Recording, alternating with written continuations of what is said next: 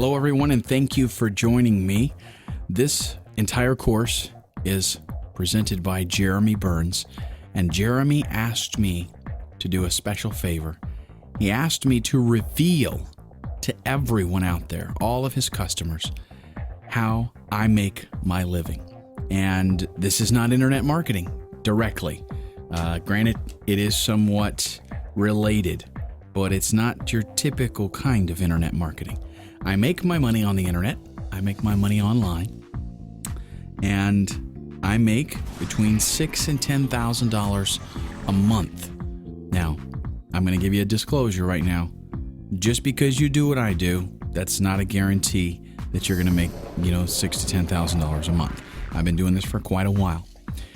There's a lot of opportunities here, but let me tell you what it is that I do and what this course is going to cover. I create video-based training. I create audio clips. I create video-based promotional clips. And I do all of this with a series of tools, and I have some things that I do in order to streamline my process. And that's what I'm going to share with you in this video course.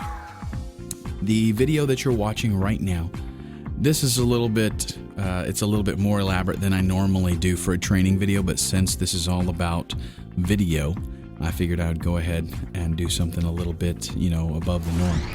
But what we're going to talk about in this course is the opportunities that are available. We're going to talk about the programs that you need to know how to use, the kind of equipment that you're going to need to have. I'm not going to be training you on the specific programs because there are so many of them. Literally, you would have a minimum 4-hour course for each one of them. And again, there's several, almost, I think around a dozen applications that I'm going to be sharing with you. We're going to look at how to find clients. I'm going to take you through the whole process, where to look for them, how to communicate with them, how to structure your pricing, how to figure out how much something is worth and what you should start charging. Of course, you don't charge the maximum right away because you're new at it and you're going to need some experience. But I'm going to show you how to work things up. As a matter of fact, let me just go ahead and give you some information right now. The very first video training that I did was years ago on Photoshop 7, I believe it was. I did 4 hours of training for $360. Now, that's laughable for me today because I did not know what was really in store. And that's kind of what I want to help you out with. To create 1 hour of training, it's a little bit more than an hour, more like 8 to 10 hours. We'll talk about that later on towards the end of the course. But nowadays, I did 4 hours then for $360. Nowadays, I charge up to $1,200 per hour. And that's on applications that I know about. And I don't have to do any research. So that kind of puts things in perspective. I'm also going to share with you my project workflow. That would include how to schedule things, how to plan things out, how to go about getting your script approved if you have to work with scripts. We'll talk about all of that. We'll talk about ways to deliver the content, different formats, what works, what's the most popular, what's the most compatible. And then I'm going to actually show you, we're going to do like a time-lapsed type of project where you can see me working on something and kind of know, we go from step A to step B and step C, etc. And then we'll talk a little bit about the niches that are available, how you can diversify, basically areas that you can get into. There's a lot of different things you can do with media, and it's a very booming business today. So we'll talk about that, and then I've got some resources for you where you can, tools that you'll be able to use in your everyday life doing media work. Some samples that I want to show you, and if you want to go ahead and get some further training on the applications, which I do recommend, we'll also talk about that. Okay, so in the next video, we'll go ahead and get started with programs and equipment.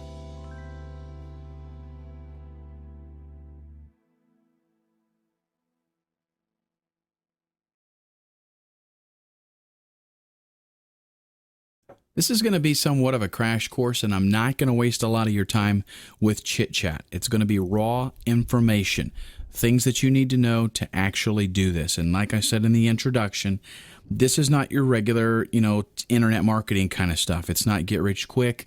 It is if you want to actually do something, some work, and not that internet marketing is not work. It definitely is work.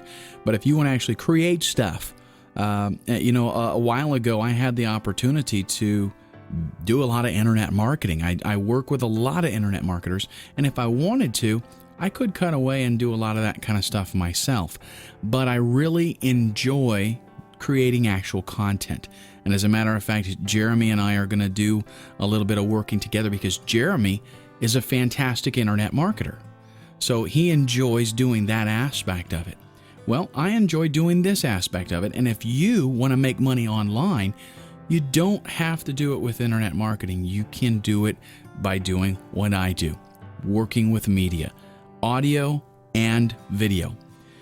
To get started, you're going to have some basic equipment, and we'll just deal with the equipment first here. Depending on exactly what you're doing, that's going to determine the kind of equipment that you're going to need. But I'm going to list for you some basics. As far as audio is concerned, we'll kind of go through my studio a little bit. But some of this stuff, it's just optional depending on what you're going to do. For audio work, you need a large diaphragm condenser microphone. You can get these with powered by USB. In other words, it's just a microphone. It's a USB mic. You plug it into your computer and you're ready to go.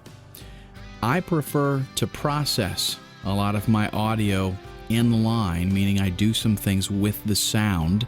So in order to do that, I have to have a regular audio microphone. Now, you can get this kind of stuff for anywhere between $100 and $200 for a low-end mic, all the way up to several $1,000s for a high-end mic. I'm not going to make you, I'm a pretty hardened audio buff, but I'm not going to preach to you about everything that you've got to do, because that would be, literally probably a 10-hour course if we did that. But you're going to need a microphone. Then you're going to go from the cable of the mic to a USB or a FireWire audio capture card. You might think, just go to Walmart, get a $10 microphone, plug it into the PC sound card, and you're ready to go. Well, if you do that, you're going to end up making stuff that sounds pretty junky. Now, while as an internet marketer, you might be able to get away with doing, a testimonial or something like that, recording audio that way. But if you're going to do media as your business, then you've got to have good quality. You're not going to be able to sell that kind of stuff to people. Okay, so it's a little bit of an investment. The audio capture device will be maybe $100 to $300 for what'll handle your microphone, just a single microphone, possibly handling two microphones. You'll also want to get some type of audio processing. This would be some kind of device that has a compressor built in, an equalizer, possibly a downward expander, and even a de-esser. Now, again, I'm not going to explain what all of that stuff is. In the resources section at the end of this course, I'm going to have a place that you can go and you can find out a whole lot more about that kind of stuff. Okay, but this is just more of an overview. That's the audio equipment itself from a hardware standpoint. Now let's take a look at the programs that you're going to have to need to know how to use. And this, again, a lot of these are optional. These are the programs that I use in and out every single day. That does not mean there's not a replacement out there. I'll be mentioning some of these. There actually is an application in here that I don't personally use, but I'll be mentioning what those are and where they come into play. The first thing is the basic video editor, and this is critical if you're going to be creating videos. You can't just record a clip and then pop it up there. Not if you're creating content that needs to be professional. So here's the applications that I use. Adobe Premiere Pro, and again, we're talking about video editors here. Let me mention real quick. A video editor allows you to have multiple tracks of video. You can place different elements on those tracks. You can add transitions. You can do cuts, fades, resize the video, and produce the video in a variety of different formats. That's what a video editor does. Not to mention you can mix in audio and do all kinds of stuff. This entire video, again, that you're watching, the entire course is put together inside of Sony Vegas Pro 8, and that's another video editor, one that I tend to use more. I used Adobe Premiere Pro for a long time, but once I found Sony Vegas Pro, it kind of replaced it pretty quick because I like the way that it works. Now, on the Macintosh side, a very popular video editor is Final Cut Pro. And incidentally, Macs are great for doing video and audio work. I have a PC and I have a Macintosh. I tend to stay on the PC just because of familiarity. The Mac, and this is by no means an offense to Mac users, the Mac stays in my other room, and my wife uses it for email mostly. I got it though because I wanted to try out Final Cut Pro and see how that worked and see if it was actually a whole lot better. Again, I still use my PC with Sony Vegas Pro today. It used to be that Macs and PCs, there was kind of a war, and the Mac usually won when it came to audio and video. Today, they're pretty comparable though. Now, as far as audio itself, I use Adobe Audition. In fact, I am recording the audio that you're listening to right now in Adobe Audition. And I'm actually doing this. There's a bunch of different ways to create a video like what you're watching. You can create your content first, create your slides if you're doing it in PowerPoint, and then narrate it. But what I'm doing in this particular case, because I like the effects and the different, I wanted to, make it a little bit more spiced up. What I'm doing is recording the entire audio clip first. Now, I want you to take the visuals and I want you to take the quality and all that stuff into consideration. But I will say to you that from a professional standpoint, this is not the most professional production, and here's why. I am kind of shooting off from the hip on this. I'm sitting down and I'm going to just tell you my thoughts. I've got an outline laid out and I'm going to show you all about that later on. We're going to talk about process and workflow and stuff. I've got a rough outline, but I'm kind of just talking to you from experience. I'm recording that in Adobe Audition, again, just the audio. And then what I'm going to do is bring that into Sony Vegas. I'll bring that audio in and I'll start to throw in my graphics. I'll start to throw in my text and bullet points. I'm going to synchronize that up with the audio. So the beauty of this is if I happen to be thinking of something spontaneously and I say it, then I can go ahead and throw in the video for it after the fact. Again, this is just one technique. If I was doing this for, let's say, a training, a full bore training or a professional promotional clip, I would actually have a script and I would want to follow that along. I would edit out any ums or ahs or anything like that I said. But in this case, again, I'm just shooting from the hip. So we've got Adobe Audition. What we do is with all these applications, a lot of times through my workflows, I'm bouncing in and out from one to the other. A lot of times I have several open at once. I might work on some video, and then if I've got some audio that I need to play with, I might port something over to Audition, play with it there, and bring it back.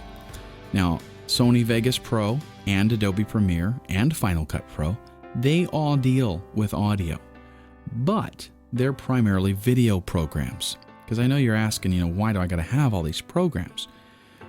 Audition gears itself specifically towards audio. So that means it has a lot of really good features designed specifically for audio. Some people can do everything that they need to do inside of Sony Vegas Pro. It depends on how complex you get. A lot of people using maybe Premiere or Final Cut Pro, they get by just fine. It's just that I know how to use Audition, and I have it because I happen to be a musician, and it does really good with multi-track recording and mixing and all that kind of stuff. So what happens is maybe when I'm in Premiere or I'm in Sony Vegas Pro, I have something that I need to do, and the tools inside of Audition, I already know about them, and I know that they can do a better job maybe than what's in Vegas. So I take that audio over to Audition and I work on it there. Okay, so that takes care of the audio and video editing for the most part. Another thing that I use extensively is Photoshop. That's another Adobe product. That's used to create custom graphics. What you're looking at on the screen right now is a custom graphic that was created inside of Photoshop. The reason that you're going to be creating stuff like this is for backgrounds, or maybe for little things that pop up on the screen, logos, all kinds of things that you'll be creating. And yes, I will mention, this is a good point to illustrate this because Photoshop is pretty expensive. There are alternatives that are free or really close to free with all of these applications. So go out there. I might even put at the end in the resources section, I might even put some links to some free alternative applications. But what we're dealing with here is industry standards. These are the things that pretty much everybody uses if you're serious and you're making money. What's going to happen is if you were to go out and start actually bidding on jobs and getting clients and making money, you're going to find that the free applications are free, usually for a reason. So you want to be working with the best. Now, a typical scenario, in fact, what I do probably 90% of the time, is a presentation in PowerPoint. That's a Microsoft product. PowerPoint is one of those applications. It's the world's most popular presentation graphic program, but what it does is let you make slides and put bullet points on and images and all that kind of stuff. You've all seen these types of presentations. You go to a seminar, they put on a PowerPoint presentation. Sometimes they're pretty lame, sometimes they can be interesting, but that's the software that's used. You need to know how to use it pretty good, and that comes fairly quick. It's not a very complex application, and it does a pretty good job. Something that goes along with PowerPoint, if you want to kind of step things up, this is an insider tip. A lot of people don't know about this because Adobe bought a company a while ago that created a fantastic product for PowerPoint. But they kind of put it on the back burner and they haven't really done much with it. So this particular application kind of died out of favor. But it's called Ovation. And it is fantastic. If you want to take your regular mundane PowerPoint presentation and turn it into something phenomenal without a lot of work, Ovation is the one. And again, Adobe actually has it. If you go to their site, you can do a search for Ovation and you'll find it. You still can purchase it. I will warn you though, it does not work on Vista and it does not work with PowerPoint 2007. In fact, if you even have Office 2007 installed on that computer, it won't work. It'll mess it up. So we're looking at, I think, Office 2000 to 2003. Anything in there, it'll work fine. Okay, now, another way to get things a little bit fancier is with effects and animations and 3D and stuff like that. That's done with a couple of applications, both Adobe products now. Adobe bought Macromedia, by the way, several years ago, and they acquired a lot of applications that are geared towards this. One of them, though, and the most popular by far, is Flash. You want to know how to use Flash for a ton of different things. Flash allows you to do some pretty interesting animations pretty simply. It also allows you to do some customization, and you want to know Flash because a lot of the content that you're going to create will be delivered in Flash. That means it's going to be played in a Flash player. You want to know how to be able to customize those players. You want to know a little bit about how Flash works. Another thing, if you want to get real elaborate, is Adobe After Effects. Again, another Adobe product here. But After Effects, again, the industry standard. If you want to do animations, if you want to do short little clips that just, I mean, you can do the lighting, you can do the 3D stuff, you can move stuff around in 3D space. You can make things look really nice. It's got a ton of plugins available, a lot of neat stuff with After Effects. But like I said before, with all these applications, you're looking at 4, 6, 8 hours of a video course just on that application to learn how to use it. So when I'm done here summarizing all of these video clips, I'm going to tell you the key things, the most important ones that you need to start with, and then you can work up from there. Another one that's a really good to know and have is Camtasia Studio. And I told you we were going to go kind of fast paced, right? This is crammed full of information. Jeremy said, Ken, my customers are busy. I don't want any of their time wasted. I want them to get a whole bunch of content. And that's what we're trying to do. Camtasia Studio allows you to capture your desktop or just an application that you're using, just an area on your desktop, anything you want basically, and it will record that and it'll record your voice at the same time. Camtasia is an extremely powerful and popular program. Lots of people use it. In fact, later on, when I show you how to find work, Camtasia is going to be one of your keywords to look for. It's that popular. People actually use it when they list jobs, when they post jobs that they need done. Another thing that we're going to want is a way to deliver the content once we have created it. And by far, that means FTP, because you're not going to be able to email most of the stuff that you do because it's going to be too big. And it's usually cost prohibitive to next day stuff. Although, you know, I do have to do that on occasion. I even had a very large video job that I had to do where it was well over 30 hours of training. And I had 3 500 gig external drives, Seagate drives.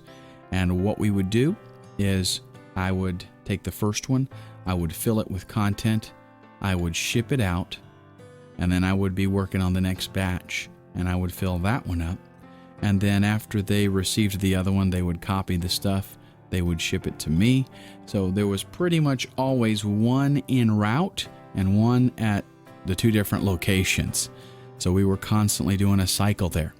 But again, that can be kind of cost prohibitive, especially for smaller projects. So FTP is where that comes into play. The program that I'm going to show you, there are several, but the one that I'm going to recommend to you is Smart FTP. Again, the download link, all of these programs, I will show you where to get trials to them. I'll show you where to download them, and usually that's the same place that you purchase them from. So Smart FTP is the FTP client. It allows you to connect to a server and then upload whatever kind of data you have to that server. Then you will give your client a link later on and they'll be able to download it, or you can even give them FTP access. Sometimes they will have an FTP server and they'll give you a username and password, and then you'll have to connect and, you know, upload your work that way.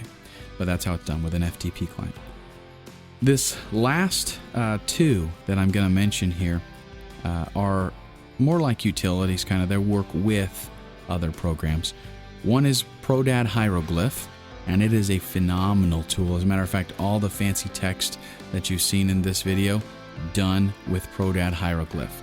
It allows you, it plugs into Adobe Premiere, it plugs into Sony Vegas Pro, and a number of other applications. But it allows you to take the text and spruce it up, animate it, make it look better than just a simple fade. Okay, and some of the other lame things that PowerPoint presentations typically have. So there's ProDad. The last thing I'm going to mention right now, I may throw in some others later on if I think of them. So that's a disclaimer too. But the last one I'm going to mention right now is Prism Video Converter. This is an application, one of many that is on the website. And again, the link's going to be at the end of the videos. It allows you to take pretty much any type of video, any format, and convert it into a bunch of other different formats. And the reason that I love this is because it's very simple for the beginner. It's easy to use. It works as a batch, so you can load up, 15 AVI files. And if you don't know what an AVI file is, don't worry, you will by the time we're done. But you can load up 15 video files and convert them to a different format. Just turn it on and walk away. When it's done, then you can, upload them or do whatever. And it'll even do Flash. It'll create FLVs for you. That is a pretty low-end editor or converter because it doesn't give you a ton of options. You can make some changes, but that's kind of why I like it, because there's not a lot of decisions that have to be made. Other ones, Media Coder, that's another one, open source even. You can get that one for free, but it's very complicated. It has a lot of options. Video encoding, just so you know, can be a very confusing topic, especially to a newbie. There's a lot of things to consider. So when you get started with this, you want to make that as simple as possible. So that's why I recommend Prism. Another one is Sorensen Squeeze. And by the way, since I mentioned Sorensen, I thought right away of the price, which is pretty high.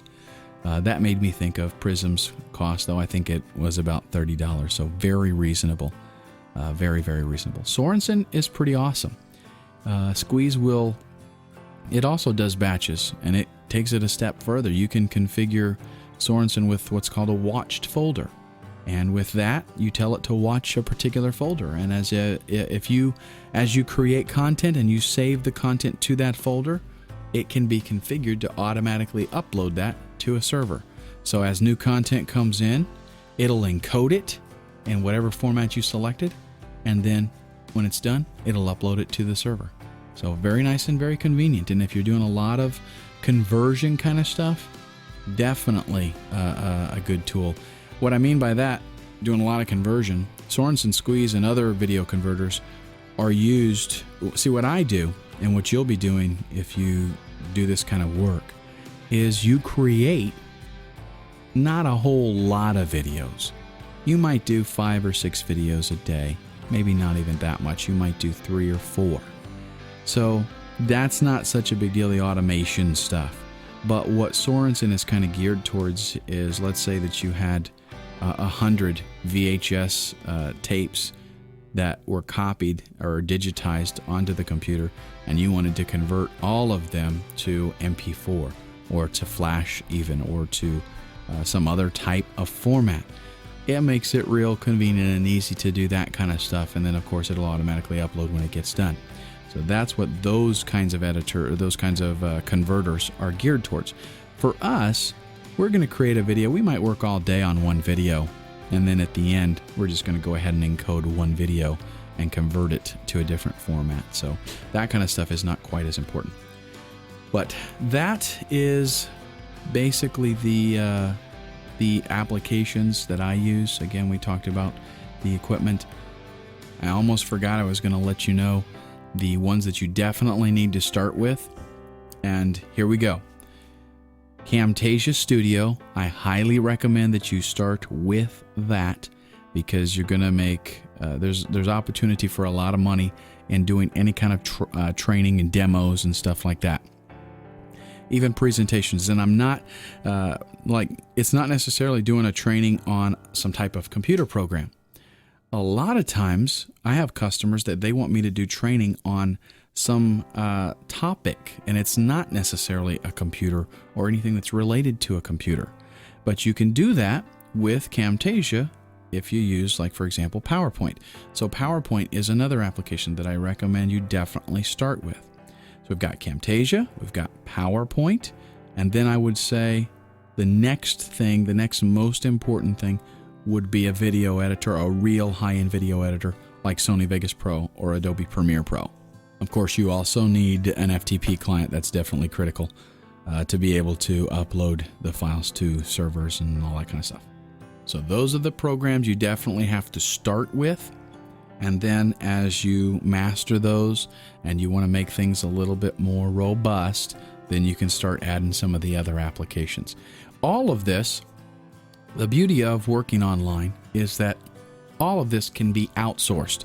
So for example, let's say you had somebody contact you and they wanted something created and they wanted it to be a little bit fancy, maybe with an opening screen or some music or something put in there. And let's say you don't do graphics yet. You just started doing this and you don't have Photoshop, you're not into it yet.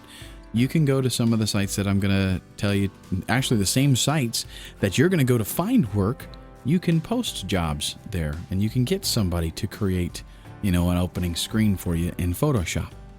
But this should be a good enough place for you to start. By no means does this mean that everybody that does what I do uses these exact programs. By no means does it mean that. There are other applications that people like to use. There are different ones that they like to use. I'm sharing with you what I use, and I'm quite successful with it. So let's go ahead and end this video. In the next one, we're going to discuss how to find clients. I'm going to show you where to go to look for those clients. We're going to talk about finding the kind of jobs that you want to work with. We'll go through the whole bidding process, how to structure your pricing so that you can bid accurately. And I want to talk to you about communicating with the client also. What we're going to look at in this module is your relationships with the client, from everything from getting a new client and bidding on projects, how to structure your pricing, how to be effective in communicating with them. And the reason for that is it's very important to make yourself available to the client. It's very important from their standpoint. And so if you can cater to that, then you're going to be more successful. So what this module is on is really the whole client and provider relationship. The first thing we're going to look at is finding clients. Okay, this is easy if you know how, but this is one of the most important parts if you're just starting out in something like this, is because you've got to be able to get those customers. At first, don't expect to get a whole lot, because you've got to slowly build your business up. But what I'm going to show you is a way to be effective so that, at the beginning of this, if you don't know, if you're not familiar, if you don't have the experience, a lot of this would be hit and miss. What I want to do is kind of streamline that process for you and tell you maybe some of the mistakes that I have made in the past and what I'm doing now that works. I'm going to literally be revealing secrets to you about how I do business, about where I do business. But I'm not worried about it because there's no shortage of work out there for this type of thing. In fact, I'll be honest with you, there are not a lot of good quality video providers out there. By that, what I mean is people that will do the things that are needed to make a client happy. At least on what I'm talking about here is on the sites that I'm mentioning. Now, there are some big companies, some huge companies that provide this kind of service to, larger outfits for, of course, a reasonable fee. But at the beginning, you're going to use the techniques that I'm going to show you to find clients. But that's not how things will probably continue, because what happens usually, if you're good at what you do and if people like it and you've got a good price, then you're going to build yourself up a list of clientele, and more than likely they will keep you pretty busy. I deal with probably maybe 6 or 7 regular clients, and then I do, an occasional time or two that I have new people come in and they just order one thing. But like I said, I've got 6 or 7 clients that provide me steady work, almost more than I can handle. What I will do though is occasionally I keep my accounts at the sites that I'm going to talk to you about in just a minute. I keep those accounts, and occasionally I'll go there if maybe I don't have anything to do. I don't have anything scheduled for the next, maybe next week I don't have something scheduled. So I'll go there, I'll see if there's something that I'm interested in doing, bid on it, and fill up that time. That way, I don't have any time that I'm sitting around. So finding the clients is easy. There's a whole lot of work that needs to be done, so that's not a problem. One tricky part is knowing what to bid. The reason this is so tricky is because you don't want to underbid yourself, and you don't want to overbid yourself. You've also got clients that, and I'll tell you here right up front, just give you kind of a warning. You will deal with clients that don't want to pay what it's actually worth. And then you will deal with clients that don't have a problem paying, what it's worth. So that's something to keep in mind. You can handle that however you want to. Let me tell you how I handle it. Let's say, for example, that when I first started out, I would bid whatever. I told you in one of the other videos, I did like 4 hours of Photoshop training for $360. Well, the man that I did that training for, he felt so bad, I think, because I did such a good job and I put so much into it. He gave me a $400 bonus when the training was over, because he knew it was worth a lot more than that. So, unfortunately, there's not a lot of people out there like that. So what you're going to find is that at the beginning, you're going to be tempted. If you don't have any experience, you're going to be tempted to bid really low no matter what.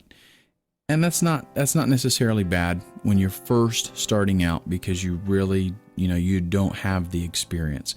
So you might have to bid really low, go ahead and get some jobs so that you can see how things work and see how you do and see how the clients like the work that you're doing.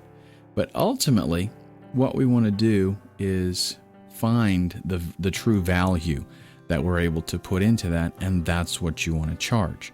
You don't want to charge, $30 an hour if everybody out there is willing to pay $75 an hour or $100 an hour.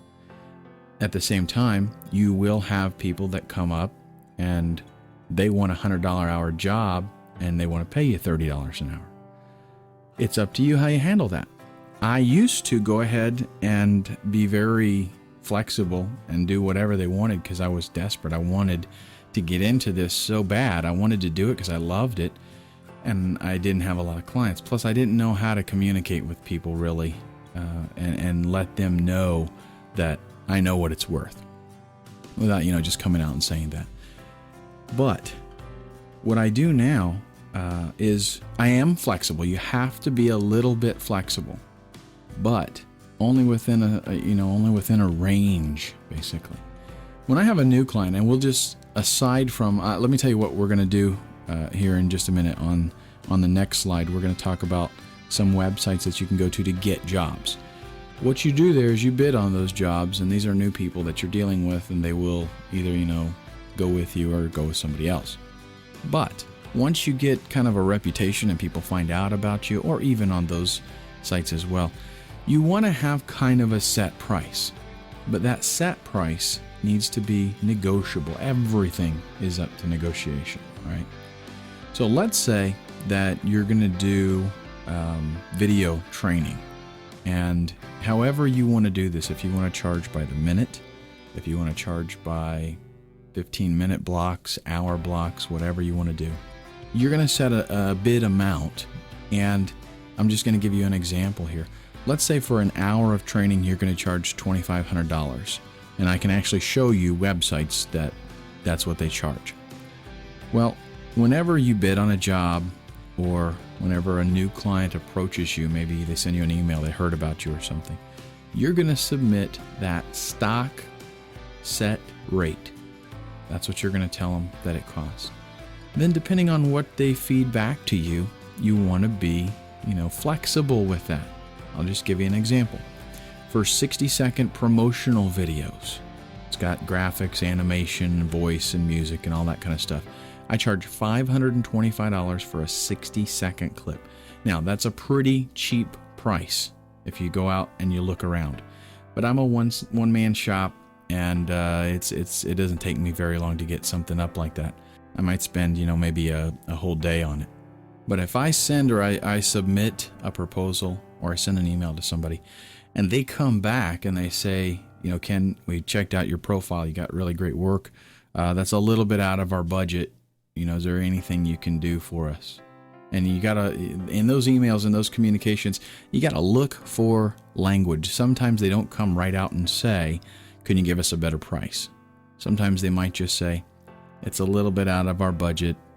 We really appreciate your submission. That still kind of leaves an open door. The reason that they didn't just email you back and said, no, thanks, we're not interested, they emailed you back and they talked to you about the price. So that leaves you an open door to go ahead and maybe pursue that. I will, like if somebody called me and they said, or they emailed me and they said, okay, we need a video clip, 60-second clip, something viral, and I submit them and I tell them I want $525 for this 60-second clip. And they say, well, we kind of need 2 clips and we've got a budget of $1,000 and we can't go over that budget. I might knock $80, $90 off of that. What is that to $1,000? So you got to be a little flexible. And 2, you have people that maybe their budget isn't $1,000, but they want to grind you a little bit. They want the satisfaction that they ground you down So you got to kind of give yourself, and what I'm saying is when you set your rate, give yourself a little bit of grind room so that, you got it kind of figured in there. If you don't have to, that's great, but just give yourself that room in the beginning. I forgot to mention too, I wanted to let you know that the video style that you're watching right now is different than the first two videos. And here's why. I wanted to give you kind of a first-hand view of the different types of presentation styles. What you're looking at right now is a PowerPoint presentation. Now, I haven't gotten fancy with the graphics and with the text. Certainly, there's a lot more that PowerPoint can do. But this is a basic presentation. You see how the text comes up on the screen, and you press the arrow key or spacebar on your keyboard, and it goes to the next topic. Like, I'll go ahead and that's a perfect segue into the next topic, which is communication is the key. Whenever dealing with a client, and that is whether you do it on one of the sites that we're going to talk about on the next slide, or you're doing an email or whatever, you have to understand that you're kind of unknown to them if they haven't worked with you before. And of course, whenever people do business on the internet, a lot of things are unknown, and there's kind of a trust issue there. Plus, people like answers right away. They're dealing with somebody online. So, if you're in California and they're in New York, they want to be able to ask you a question and get a response, like not 3 days later. One thing that you can do, and we'll discuss this when we actually take a look at how we go about doing this. I'm going to show you kind of a live example.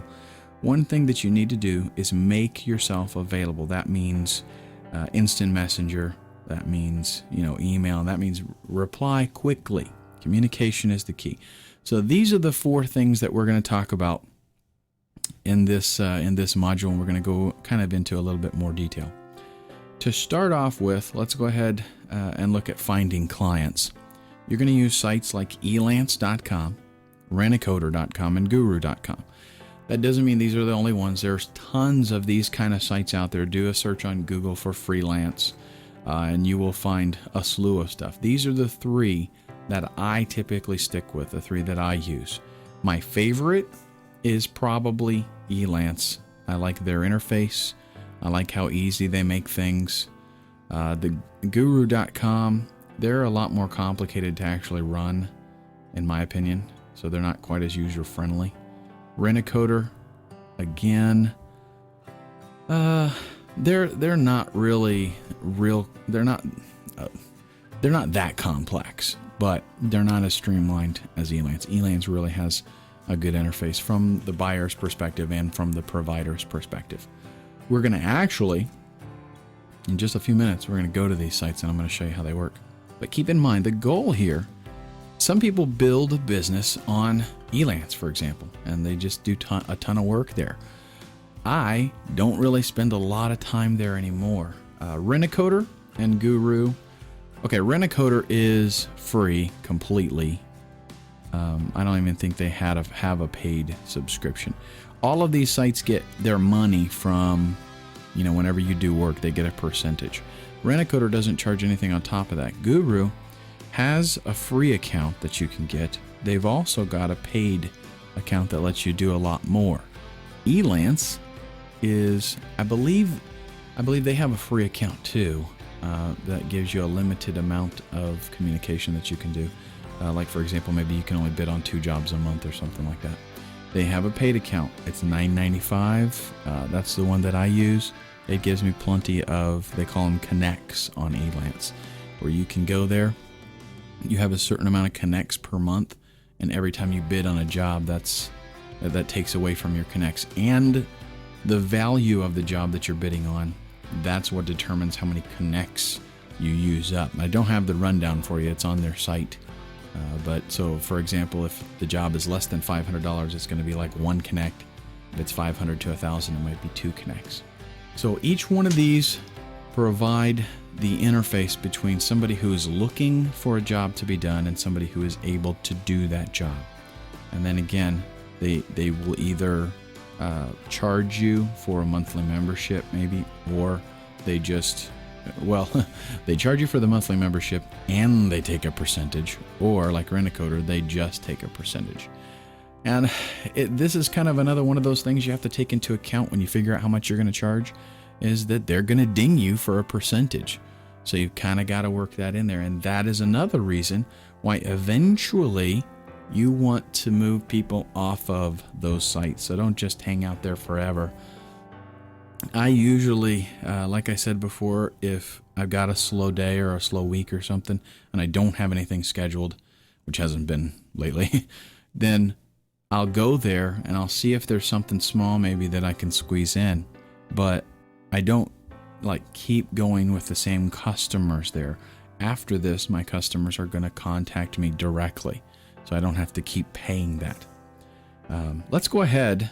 And I think the best way to learn from this is to just see how it works. And I've got all of these opened up. We'll do a really quick run through to all three of them. And then we'll go back. They all work pretty much the same way as far as you look for jobs. And then you bid on those jobs. Now, the actual ways that they do it vary a little bit. I will tell you this bit of advice. RoboForm. Get yourself RoboForm. That is an amazing tool. If you're going to be working online, anything like this, you want RoboForm because it keeps track of all of your sign-ins, your user IDs, passwords, all your information, anything that you have to fill out. It's all automated in there, and it's great. So anyhow, for what that's worth. Here's Elance at elance.com. I have already logged into my account. The tab is set to Find Professionals. Now, that's what somebody would do if they have a project and they are looking for somebody specifically maybe that can do that job. We want to go to Find Work. And I'll let that come in. You can see, we're not going to actually do a search yet. I'll come back and I'll use Elance in a minute. But you can see they've got different categories. It shows you some of the jobs within the categories. And then you can type a specific keyword that may be something that you do, and you can search for that as well, and you'll see the jobs. Again, we'll come back to that in just a minute. Guru, basically the same kind of thing. You can search for keywords. Okay, they've got employers and freelancers over here. So terminology is a little bit different, but it's basically the same thing. You can search, they've got categories. And what a lot of them do is allow you to subscribe to specific categories.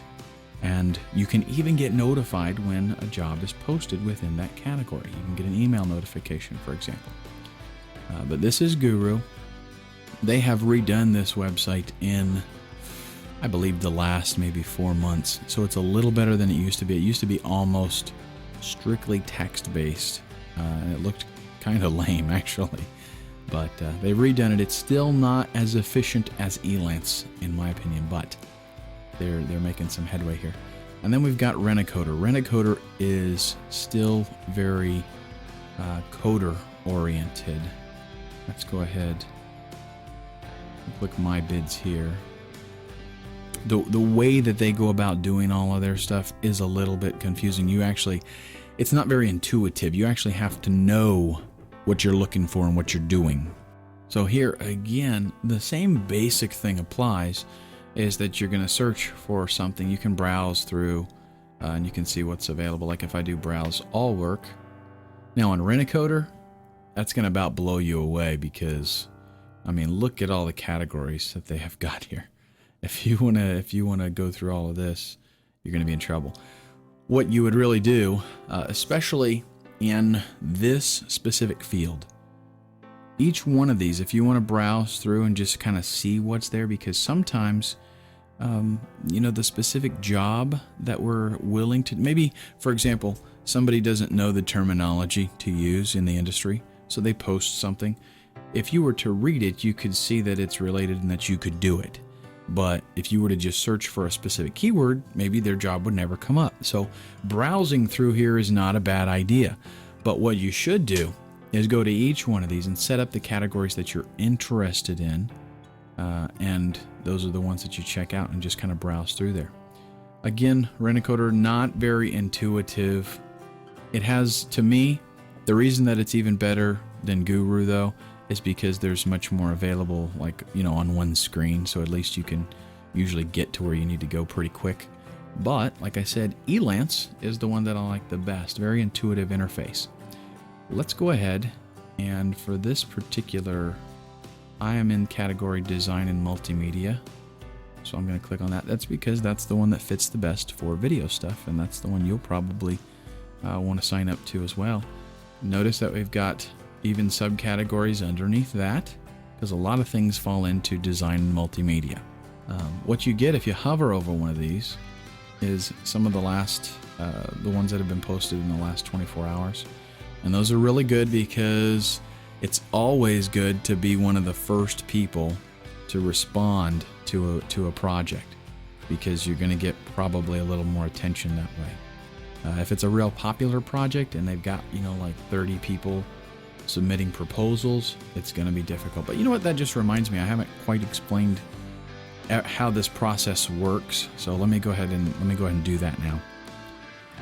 Whenever somebody has something that they need to get done, they will post a description of what they need, and most of the time they'll put a range of price what they'd like to pay.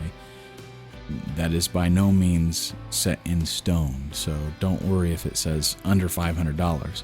A lot of them say that, but I have seen that a lot of times that's because people really don't know what it's worth, so they just put that's what they'd like to pay maybe. But a lot of times I have bid on a job and I've been twice as much as that, and I've told them, I see your budget's less than $500, but there's no way that's going to happen. I don't necessarily word it that way, but they went ahead and they go with me because they didn't know really what it was worth, and they just have to pick an option there. So that's the one that they picked.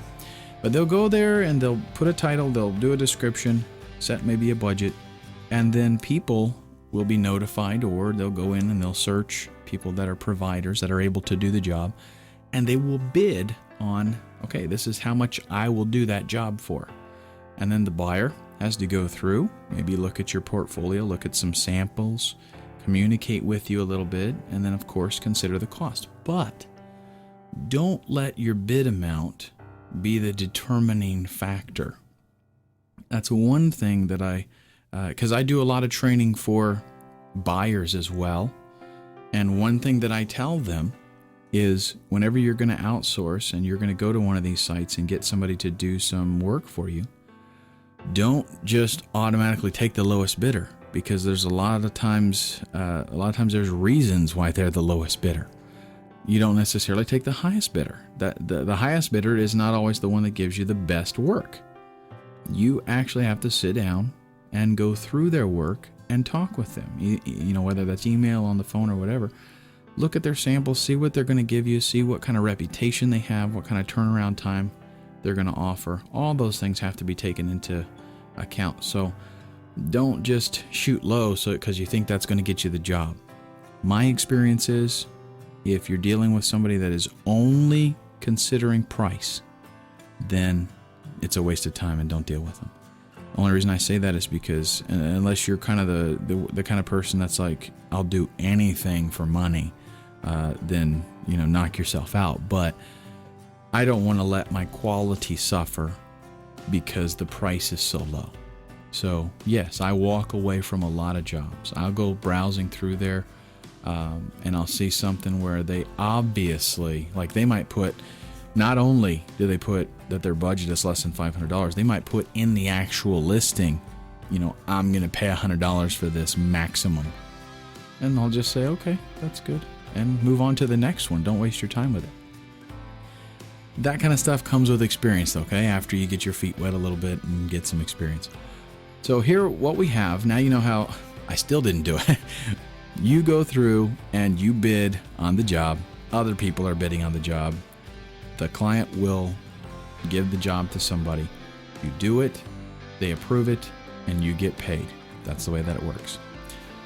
Okay, now, what they're showing you here again is jobs that have been posted in the last 24 hours.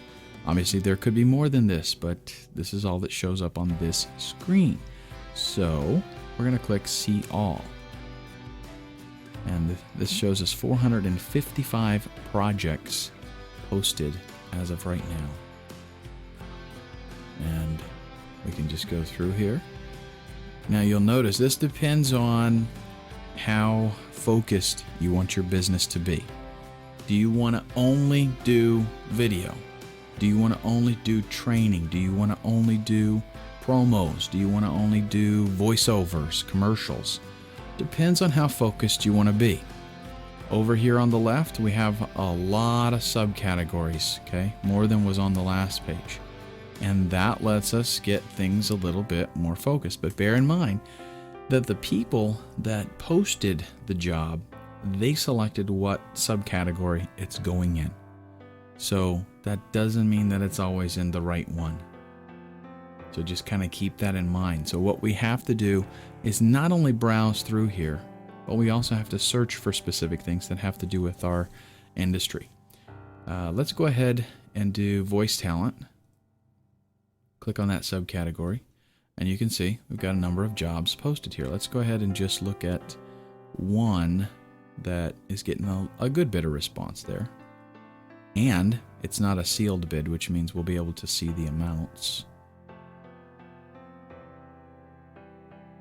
Or actually, it is a sealed bid, but I'm going to go back here. That's something I haven't noticed before.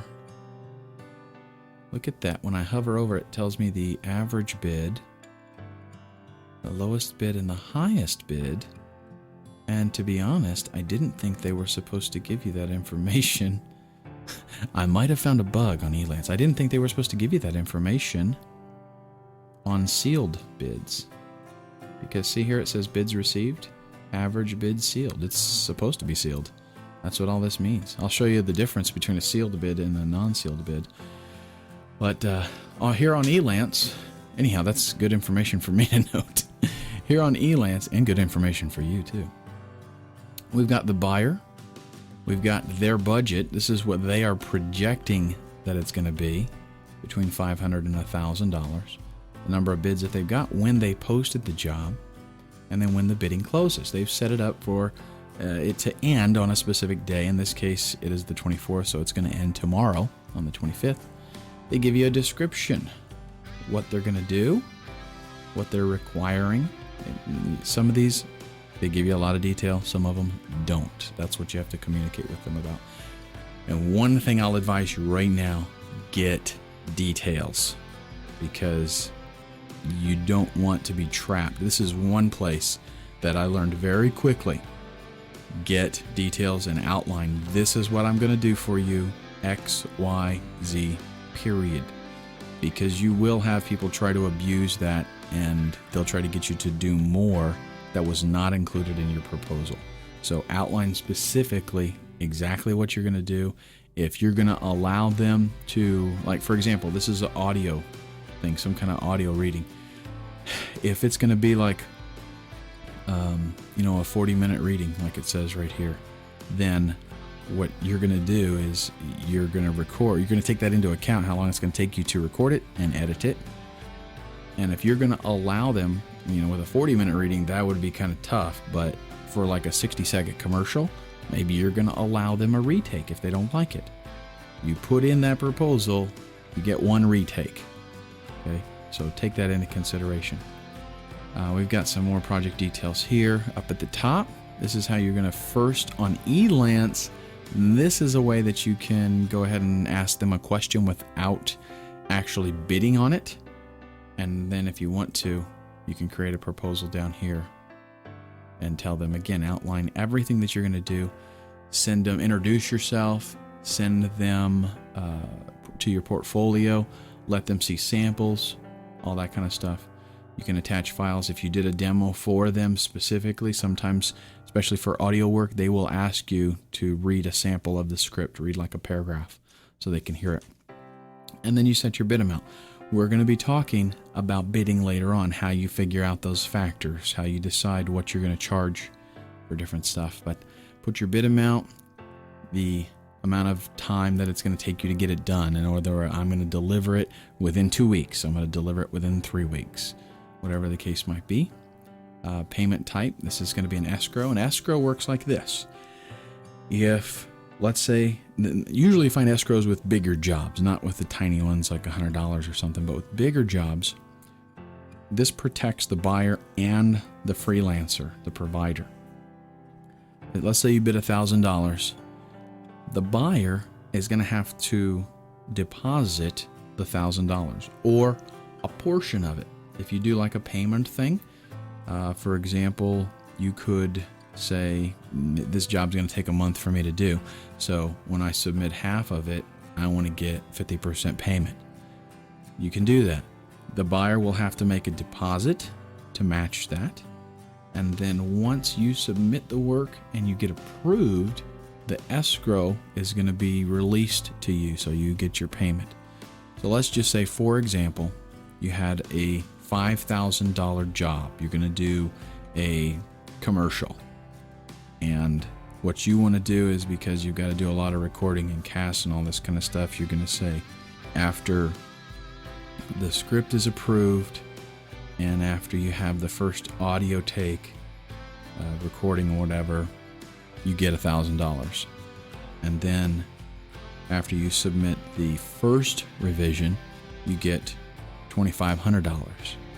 And then after you submit the last final approved version, you get the balance. Okay? And that does not always mean that you're going to do, that you have to do a review and redo something. I've set up things where, they're going to get to review it, and then I get my money at the end. When they review it, they say, hey, Ken, it's fine. And they take it just like that. Okay? So just because you give somebody the opportunity to, redo something, that does not mean you always have to do it. Connects, this is what I was talking about before on Elance. They give you a specific amount of connects per month. This one is going to take up 2 connects, and again, that's because they set the range at between $500 and $1,000. If I bid $1,500, it's still going to be 2 connects because they set that range. Okay, and now down at the bottom, this is one thing that I like particularly about Elance, and it's good for a newbie. They have recently made a change which makes it a little bit difficult. Now sealed is the default, and that's why you see a lot of sealed auctions now. But what they used to do is sealed was not the default, and when somebody put a project out there and people bid on it, you would actually see their bid amount here.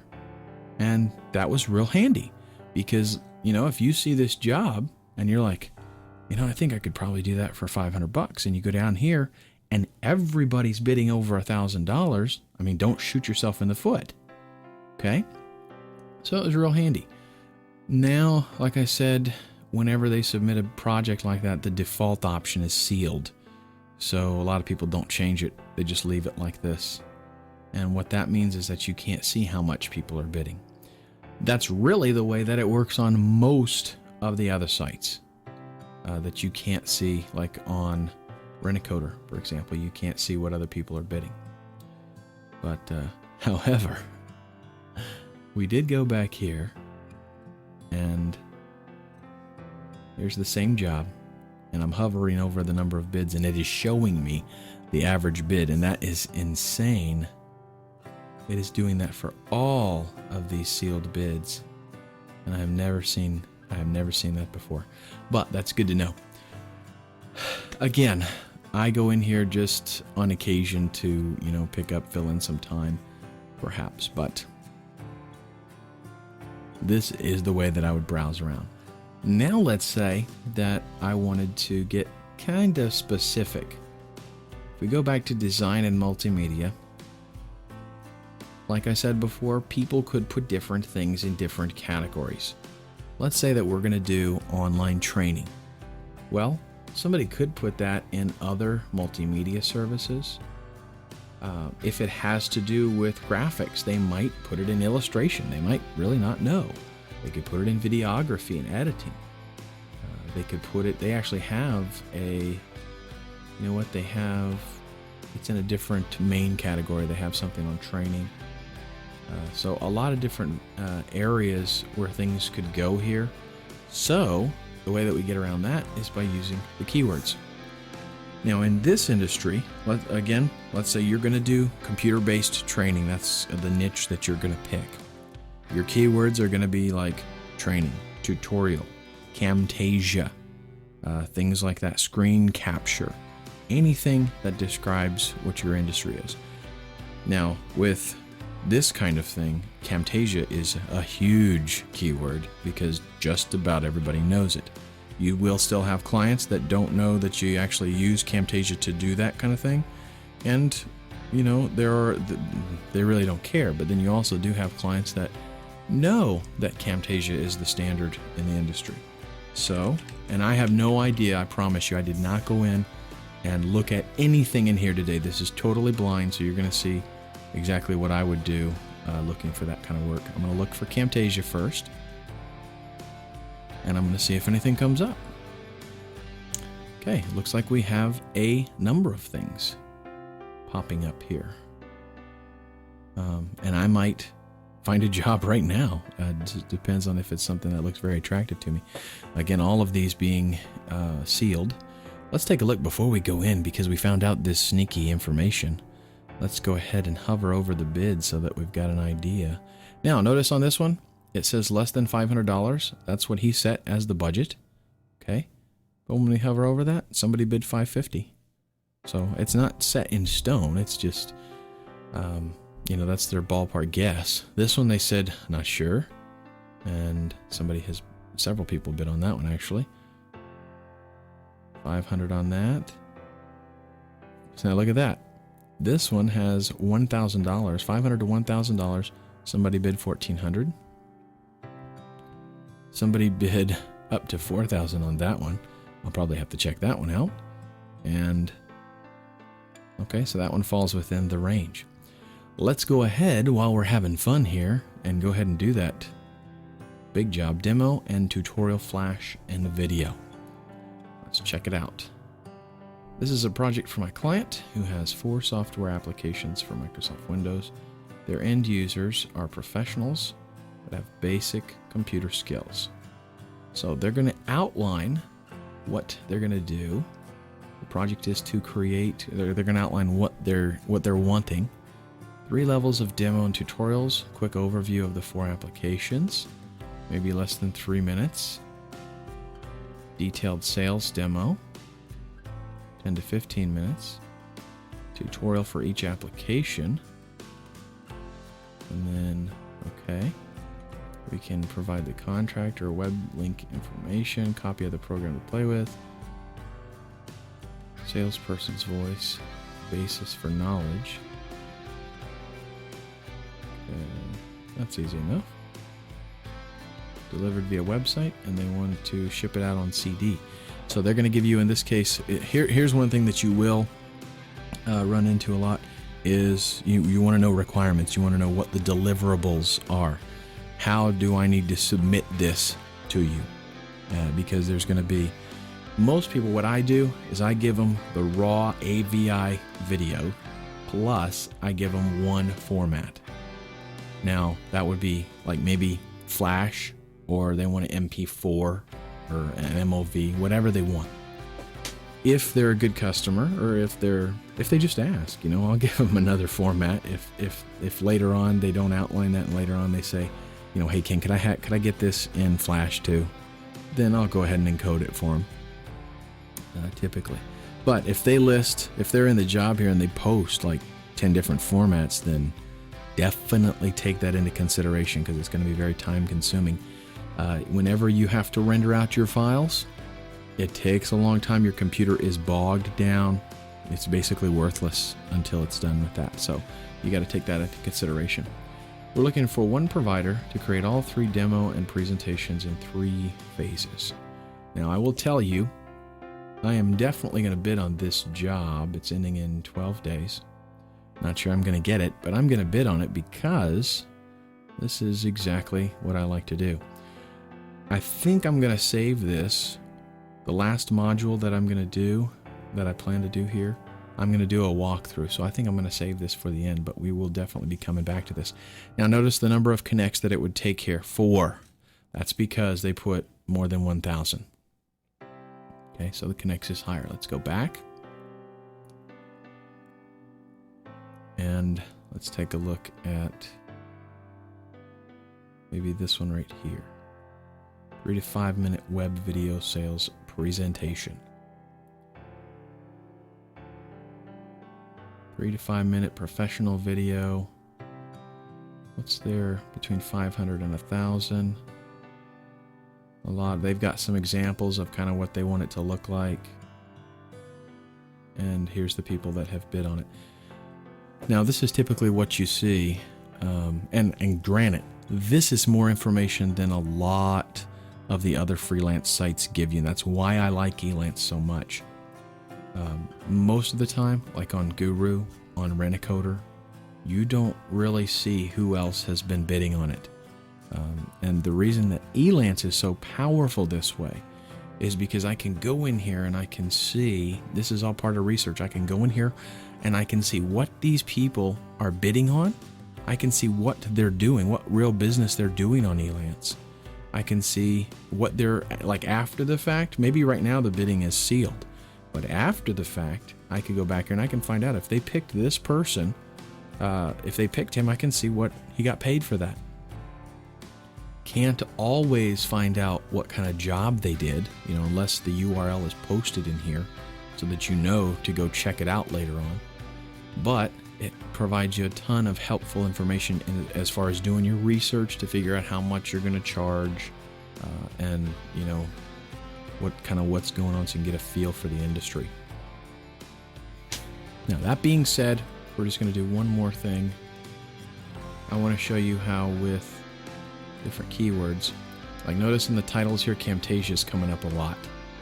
Okay, but their search engine is pretty smart, so it kind of associates things. It won't necessarily have Camtasia. If it's a video training, a lot of times it'll catch it. But if I do training only, I got 6 on this one. Let's see what comes up.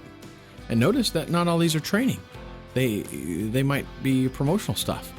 Okay, so here's some other kind of training. A lot of stuff popping up here. 3 pages, 75 projects posted. Tutorial. Let's go ahead and do that one.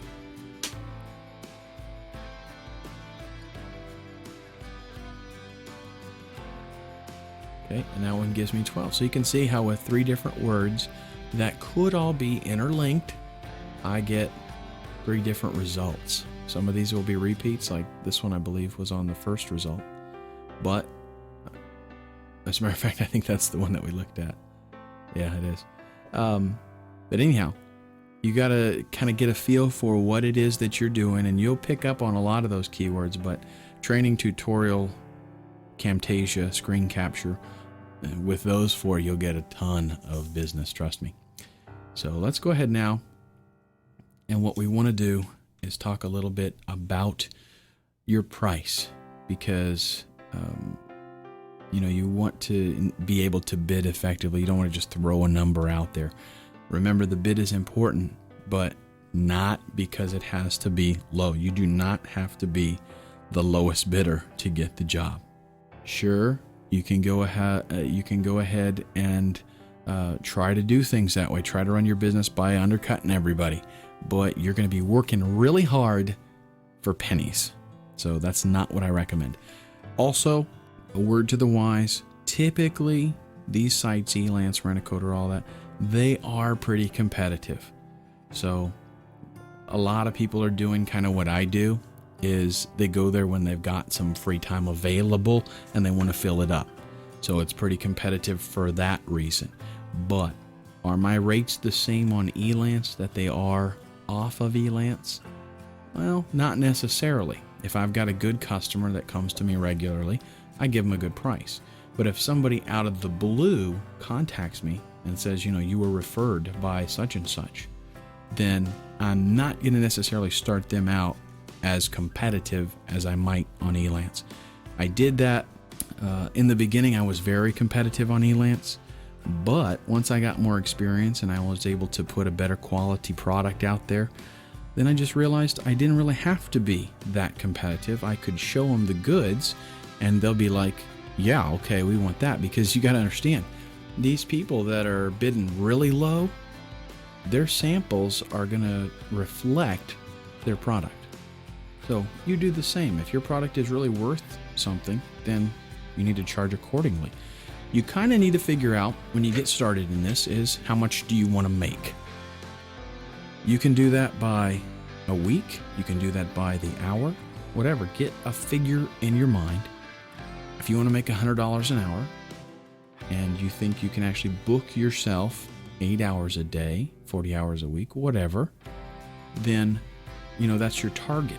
And that's how you need to factor in when you start to bid things.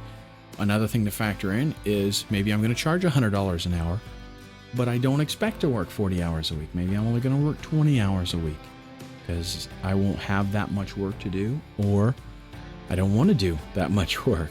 It's up to you. But get that amount figured in there. If you're making $75 an hour on your job right now, then you're not going to come in here and charge $35 an hour. It doesn't make any sense. On the other hand, if you're making $20 an hour and you'd like to charge $75 or $100 an hour, that's where you're going to actually, exceed or succeed, I should say. So think about what you want to make, and then also you have to take into account what others are charging. Now, do this from a research standpoint, not from the standpoint I've got to be competitive. Do it from a research standpoint. That means you check out what they're doing, you check out what they're bidding on, what jobs they're actually getting, and if you can, check out their quality of work. You know what? Let me hop over to Elance again. Let's take a look at the big money job right here. That's going to probably be at least a couple $1,000s. But let's check out somebody. I'll just grab one out of the blue here. I will tell you this too. A lot of competition from overseas on all of these sites. Don't let it scare you. Fortunately, for audio and video work, if there's voice involved in that, they're gonna eventually have to go to somebody who is a native English speaker. So check out their portfolio, any references that they give there, and also you want to look at, let's do this one right here. You want to check out jobs that they did. Notice how it tells you the amount right there. So we can click on that. We can see who it was and how pleased they were with the work. And you can even go ahead and click on the job itself, and that way you'll get a description. Okay, get a description of what they asked for. Let's go, they had another one that was a little more high end, I think. Yeah, right there. Let's click on that one. Premier linking.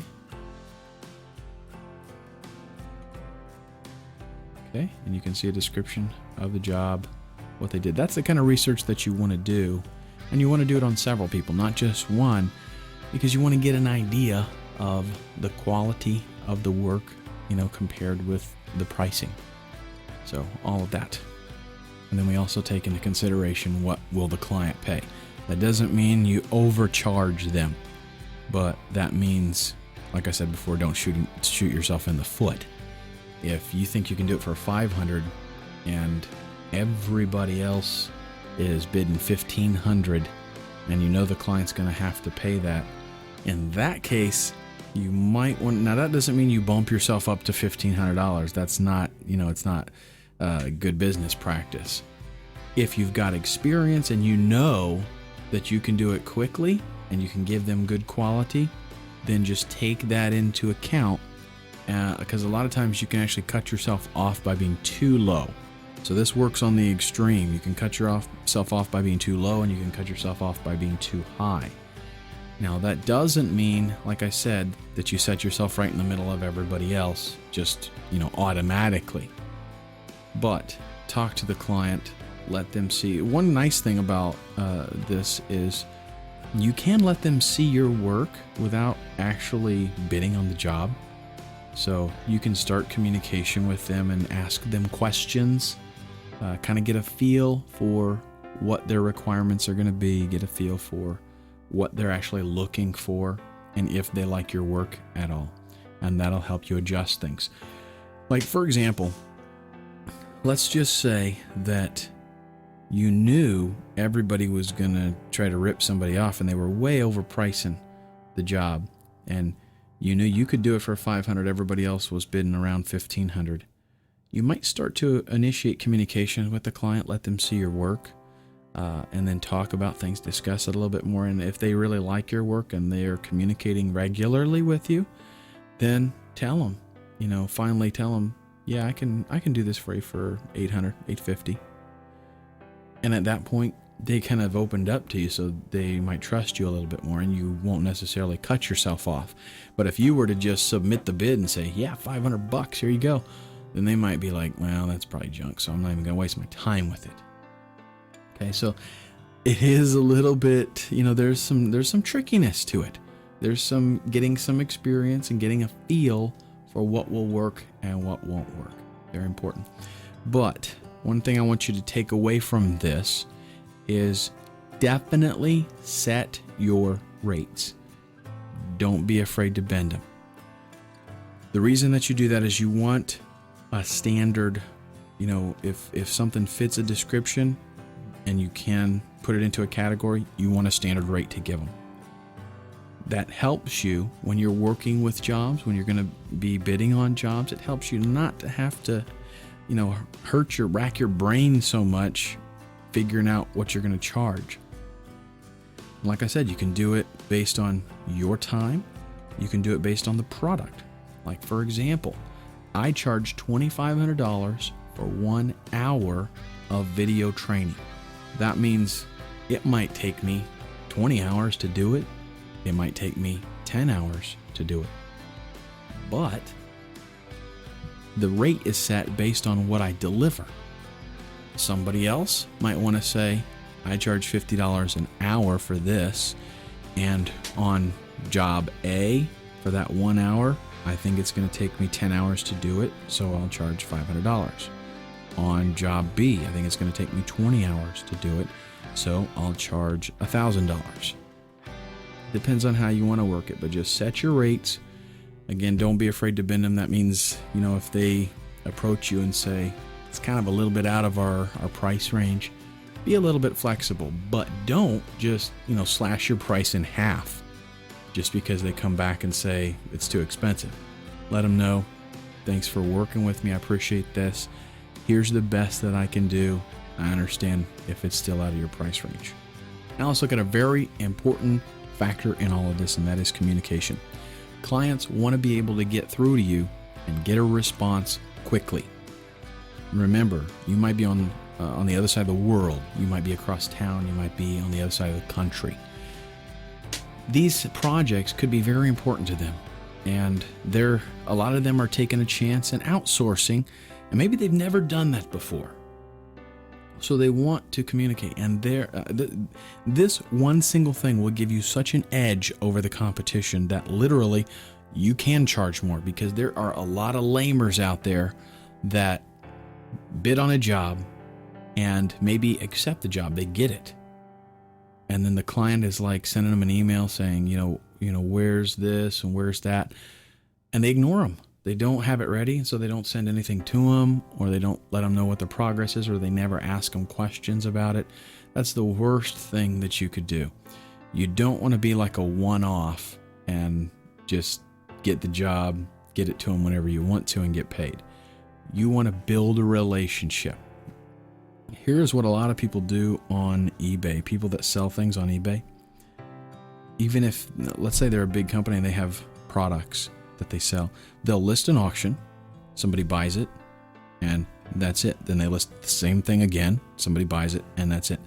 They never go back and do business with those customers again unless the customer just happens to come back. And that's a big mistake. They're losing a lot of money. The same thing applies right here. You want to build a relationship. You're going to it's almost like you're selling yourself up front to get a lead, to get a connection. And after that's made, you're going to, the lifetime value of that client could be incredible. The first job they give you might make $500.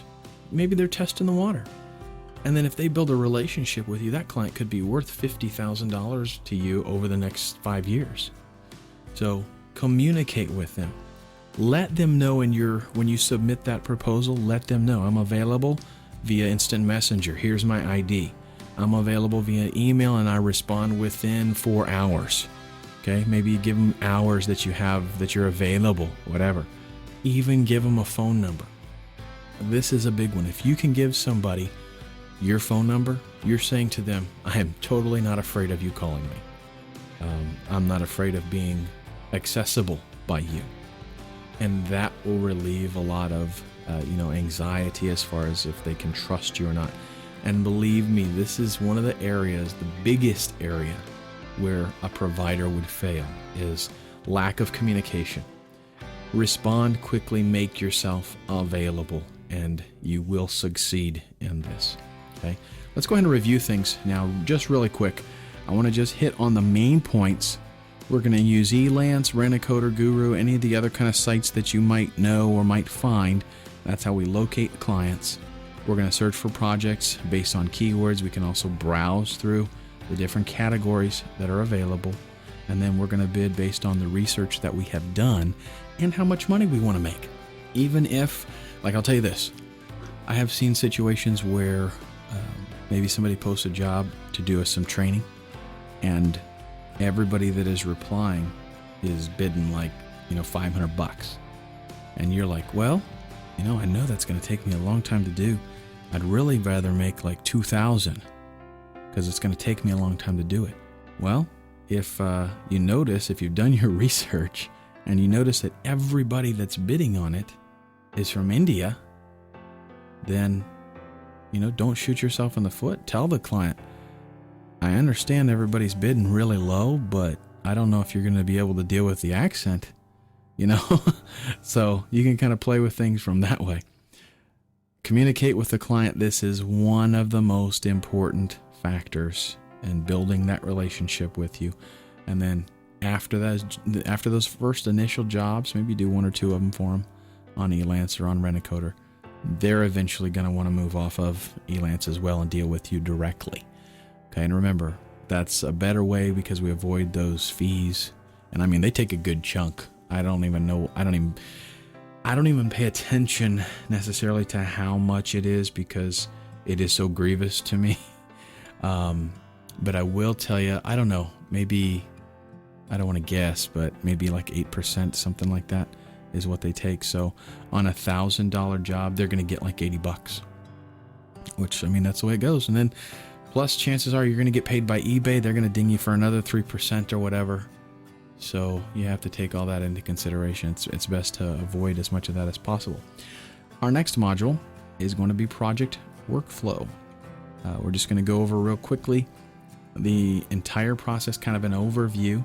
And then the last module, we're going to head back to that real nice job that I saw in there. And I'm going to let you watch me go through the entire process. So let's talk about project workflow and some of the steps and processes that are involved. If you have kind of an overview, a bird's eye view of what's going on, a lot of times that'll help you to plan. And this is what's going to help you be successful in the initial process, because a lot of times people don't take into consideration everything that's involved, in just working on one project and getting something done. So I'm going to give you kind of a little bit of insight to that. With your scheduling, this is very, very important. You need to consider all of the time that's going to be involved in a project. There's more than, like, let's just say, for example, you were going to get into the training niche and do tutorials. If somebody said, I want a 2-hour tutorial on using PowerPoint, it's not going to take you 2 hours to deal with that project. Okay? So you have to be aware of what all is involved. And I'm going to show you a big, a workflow so you can get a little bit of a better idea of what's involved graphically. But there's more to it than just, that 2-hour project. And you've got to work all of this into your schedule. We'll talk about overbooking here in just a minute. You have to say, okay, this is the amount, what I'm recommending to you. You don't have to do this, but what I'm recommending to you is set a specific amount of time that you're going to work every day. Sure, while you're building your business, you're gonna have to put in some hours. I'll just tell you that if you're really trying to start your own media marketing business, you're going to be working a lot. Unless you hire people to work for you right away, you're going to have to do everything. So you're going to have to schedule. You're going to have to, this is really the key, is being really tight as far as, planning. Don't just do things haphazard. Plan what you're going to do in the day. When I start my day, I typically don't do a ton of scheduling in advance. I mean, I might, if I've got a client that has something, coming up, maybe they've got a deadline or something, I might schedule something for the next week. But that's about as far ahead as I will go. I do things on more of a daily basis. I might schedule things on a normal basis. I might schedule things the next day. But that's my typical, that's as far as I want to go ahead because things change so much. But usually what I'll do is in the morning when I get on my computer, I check my email just to see if anything new and interesting has come in. And then I will see what things need to be done that day. And I use Microsoft Outlook.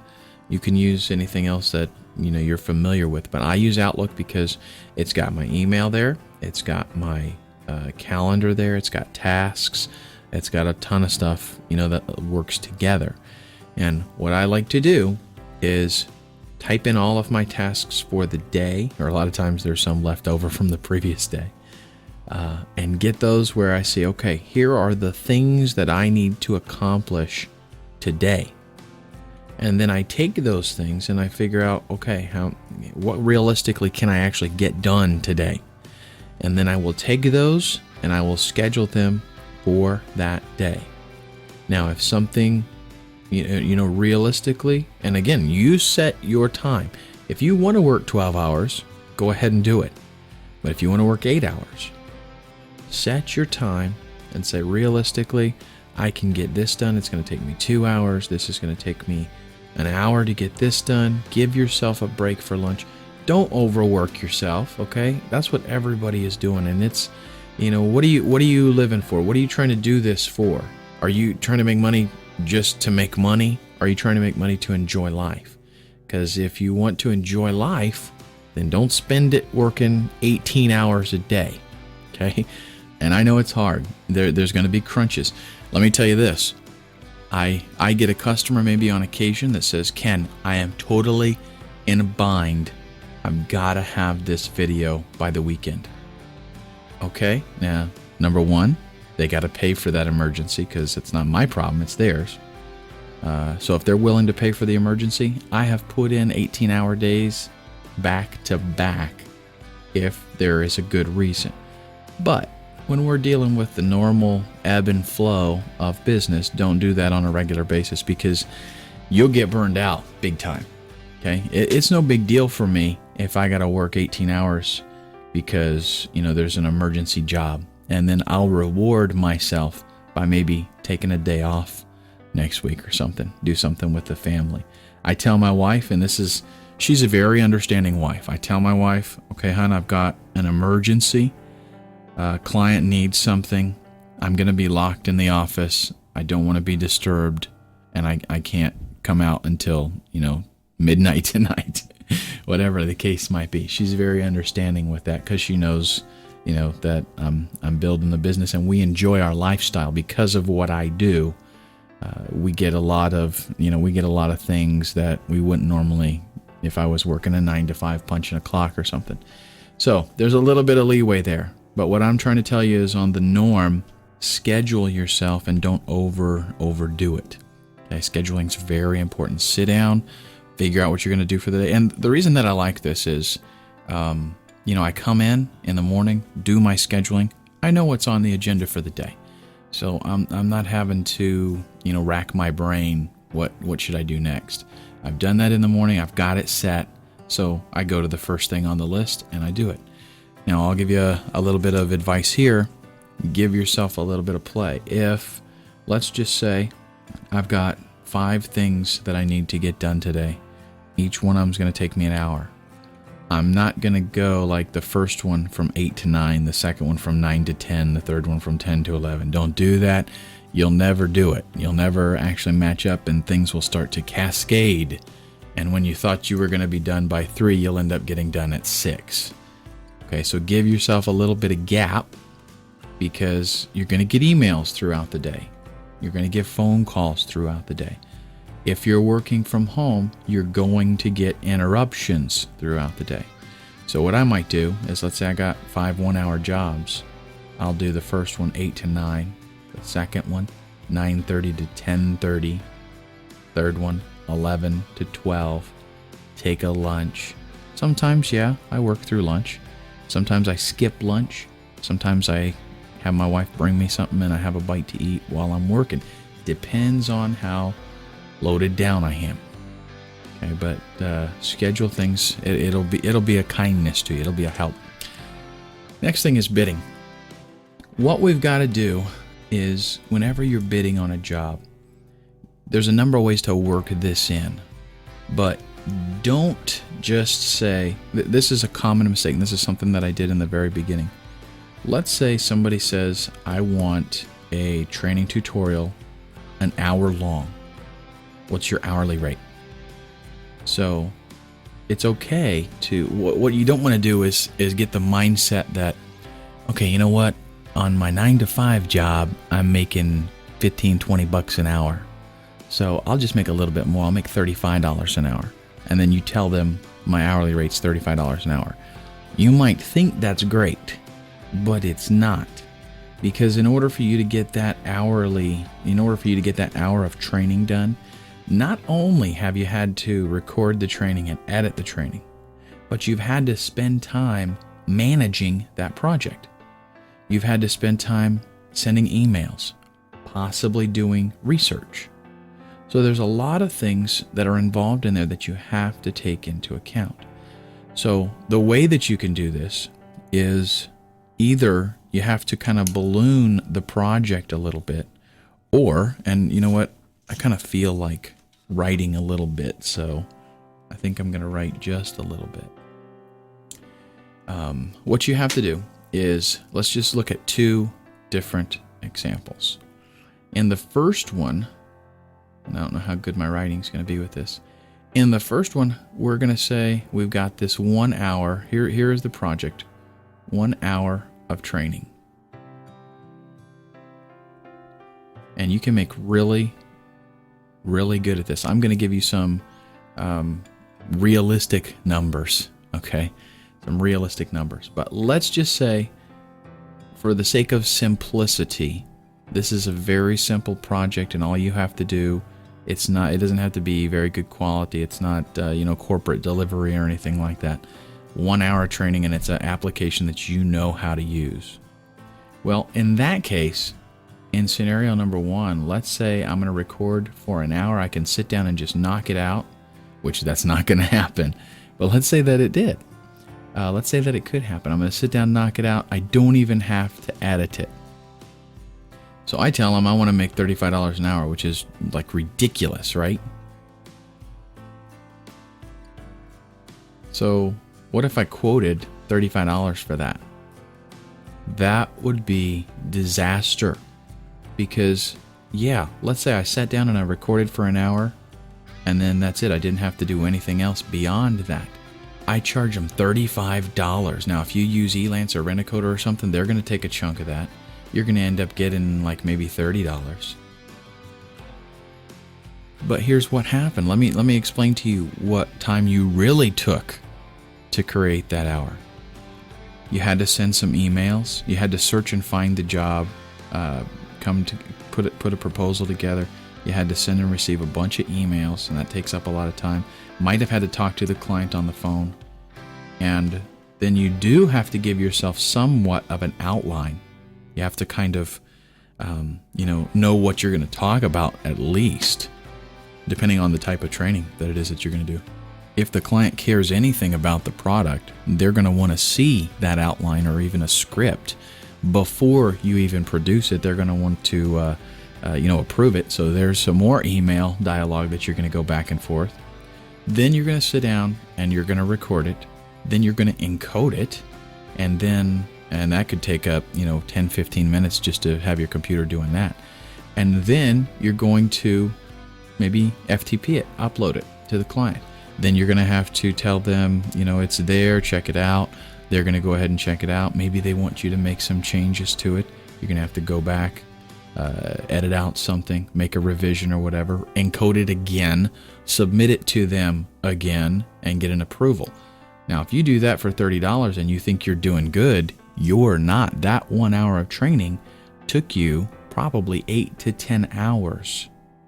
Okay, realistically. Let's look at the real world scenario. The way that we can do this is you can say, okay, for this 1 hour training, let's say I do want to make $35 an hour, which is extremely low, extremely low. But if you're going to bid on that job using this scenario of $35 an hour, you're going to have to say, okay, that 1 hour maybe is going to take me, let's just say 10 hours for the entire project. So that means I'm going to charge $350. Okay, but here again, what we're looking at in this case is you not doing anything special. You sitting down and recording, and if you make mistakes or you sound terrible or something doesn't work out right, that's what they get. Okay, so do you see how that 1 hour training has ballooned out, and now this is what you're going to charge, and that's at an extremely low hourly rate, and that's without doing anything fancy. You're going to sit down, record, talk for an hour, show them something for an hour, and then give it to them. That's it, over and done. That's not realistic. That's not a good way. That's not a good business model. There are people that do this. I'm going to tell you. There are people that do this exact thing. And there are people that will buy it because all they want is an hour of content. They don't care about it. But this is not where you're going to be the most profitable. This is not where you're going to make your money. Where you're going to make your money is in scenario 2. And this, granted, we're talking about media marketing here. This could be, doing podcasting. This could be doing audiobooks. This could be doing promotional videos, tons of different things. We're focusing right now on training, on tutorials. You could pick any of this kind of stuff, or you could do what I do and do all of it. So this same concept, though the amounts and the times and all that stuff, that is totally different, but the same concept is applied to everything. Let me just give you an illustration. The first video that you watched in this training, okay, that first introductory video is like 5 minutes long. That took me an entire day to put that together. 5 minutes. Now, granted, that was, I had a lot of extra effects and stuff like that. I had a lot of things, eye candy is what you call it. This one right here is more of a presentation style, and so it doesn't take nearly as long to do. But there still is a lot of time involved in this, and that's what you have to take into account when you're going to bid. Let's look at scenario number 2. This is my favorite scenario. This is the way that I actually conduct business. What I decided to do was, number 1, I wanted to make $75 an hour. Okay, I thought that was kind of a fair rate. I did a little bit of research. I found out there are, in fact, some other companies that make a lot more than that, but they've got a bigger staff. They've got a bigger facility, and they've got a lot of overhead that they got to take care of. I wanted to make $75 an hour. So here's what I did. I kind of figured out how many hours it would take to create an hour of training on something that I'm familiar with.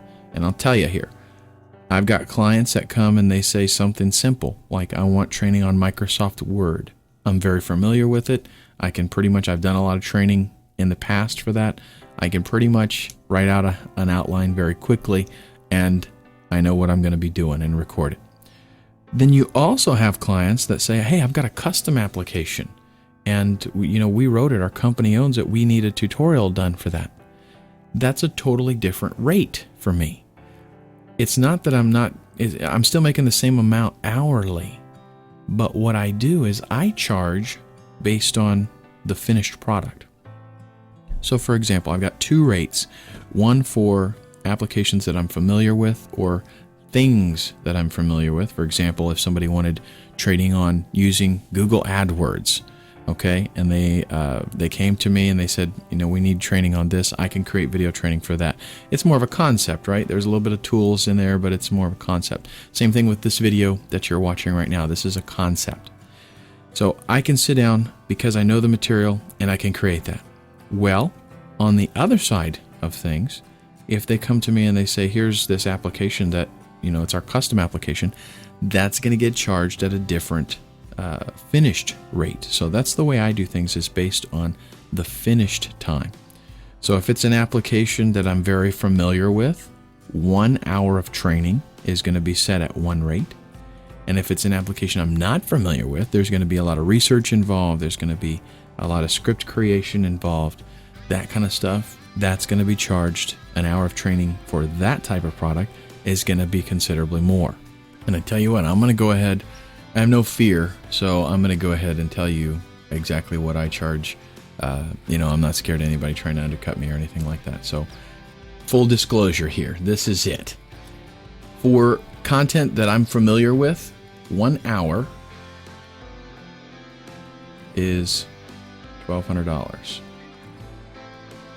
And I'll be honest with you, that's actually pretty low in the industry. You can charge more than that and still get away with it. Like I said, I'm a one-man show here, so not a lot involved. 1 hour that I'm not familiar with, okay, that is a little bit more than double, $2,500. What is it based on? I'll tell you. An hour of this, somebody comes to me and they say, Ken, I need 1 hour of Microsoft Word, or I need 2 hours of Microsoft Word. In order for me to create that 1 hour of training, I'm allotting myself 16 hours. Now, this 16 hours, this includes, and I'll tell you the whole process here. We're going to look at workflow in just a minute. This includes managing the project, and it includes actually creating the content, which the creating the content part, you have to take this into consideration. This is one of the things people miss a lot. To create 1 hour of video, you've got to put yourself together, the script or the outline. You're going to sit down and record. You're going to make mistakes. And that means that 1 hour, if you do actually sit down and say, I'm going to record an hour's worth of content, it's going to take you between an hour and a half and 2 hours of actual recording to get that. Because when you do a presentation or when you do a training, sometimes you lose your train of thought. You have to pause and kind of regroup. Sometimes you mess up in things that you say and you have to repeat yourself. And this takes a lot of talent and skill to pull it off and save yourself time. For example, if you're talking and you make a mistake and you're trying to make a professional production here, then you have to kind of go back and repeat yourself, or you got to do it later on in the edit process. But the point here is there's extra time involved. So then, let's say you record, you're trying to get an hour of training, you're going to record for 2 hours to get that. Then you got to go back and you've got to edit that. That means you've got to listen to a minimum of 2 hours of training. But every time you stop and make an edit, that's another, a block of time that you're eating up. So to edit a 2 hour clip can literally take you 4 hours. So now, let me find a free space to write over here somewhere. So we're creating 1 hour of training. It took 2 hours to actually record it. It's going to take 4 hours to, edit it. We've already got 6 hours involved, and that is strictly recording and editing. This does not take into account what if you do any kind of special effects or create a presentation, something like that. You could easily start racking up an incredible amount of time just to produce this 1 hour of video. Okay, and that, remember, we got to take into account a proposal. We got to take into account communication with the client. A lot of factors that come into play here. So what I don't want you to do is, be surprised and run into this and not have a clue as to what's going on. There's a reason that things cost what they do, and that's because of the time that's involved in it. So I don't want you to, see a Photoshop training, and if you know Photoshop, they're asking for a 4-hour course and you do it for, I just want to make $35 an hour, so I'll do it for $140, no problem. Huh. You're naive, and I don't want that to happen. Okay? So that has to do with bidding. A lot of this stuff you're going to, experience is what you're gonna have to experience some things. You're gonna have to make some mistakes and make some corrections. What I'm giving you right now is some helpful information that'll give you a good start so that you're not, just making a total mess right from the very beginning. Now let's talk about overbooking and overbidding. Overbidding is not dealing with bidding too much as far as cost. It's bidding with too much as far as projects that you're bidding on. You want to be really careful about going out there to, Elance and Rent-A-Coder and bidding on everything. Because here's what happened to me. I've done this several times when I was first starting out. I don't do it so much anymore. When I first started out, I started getting jobs, and I would get every single job that I bid on because I was bidding way too low. Okay, I was bidding very low, and I was having fun. I enjoyed what I was doing, and so I was like, hey, no problem. But then when I started getting really serious and making a business out of this, then I started bidding on a lot of jobs, and I would get every single job. What do you think happened? I was overbooked. I couldn't get everything done. And then you've got customers that are like, hey, you said it would take 3 days to get this done. Now, I never had to deal with that because I worked 18 hours a day to get them all done. But that is very, that's very stressful. You don't want to be doing that. So what I would suggest is test the waters first. Try to get your price, in the ballpark. And I've given you some things to kind of go off of, but the beauty of this, I'll mention this, the beauty of this is working from home. You're going to set your own, your own rate, and it is not geographically contingent. Let me explain. If I live in Chicago, I have to get paid Chicago rates, and I've got Chicago expenses. Well, if I live in Ohio, as I do, and I work on the computer online, I can get paid Chicago or New York or Los Angeles rates and still have Ohio expenses.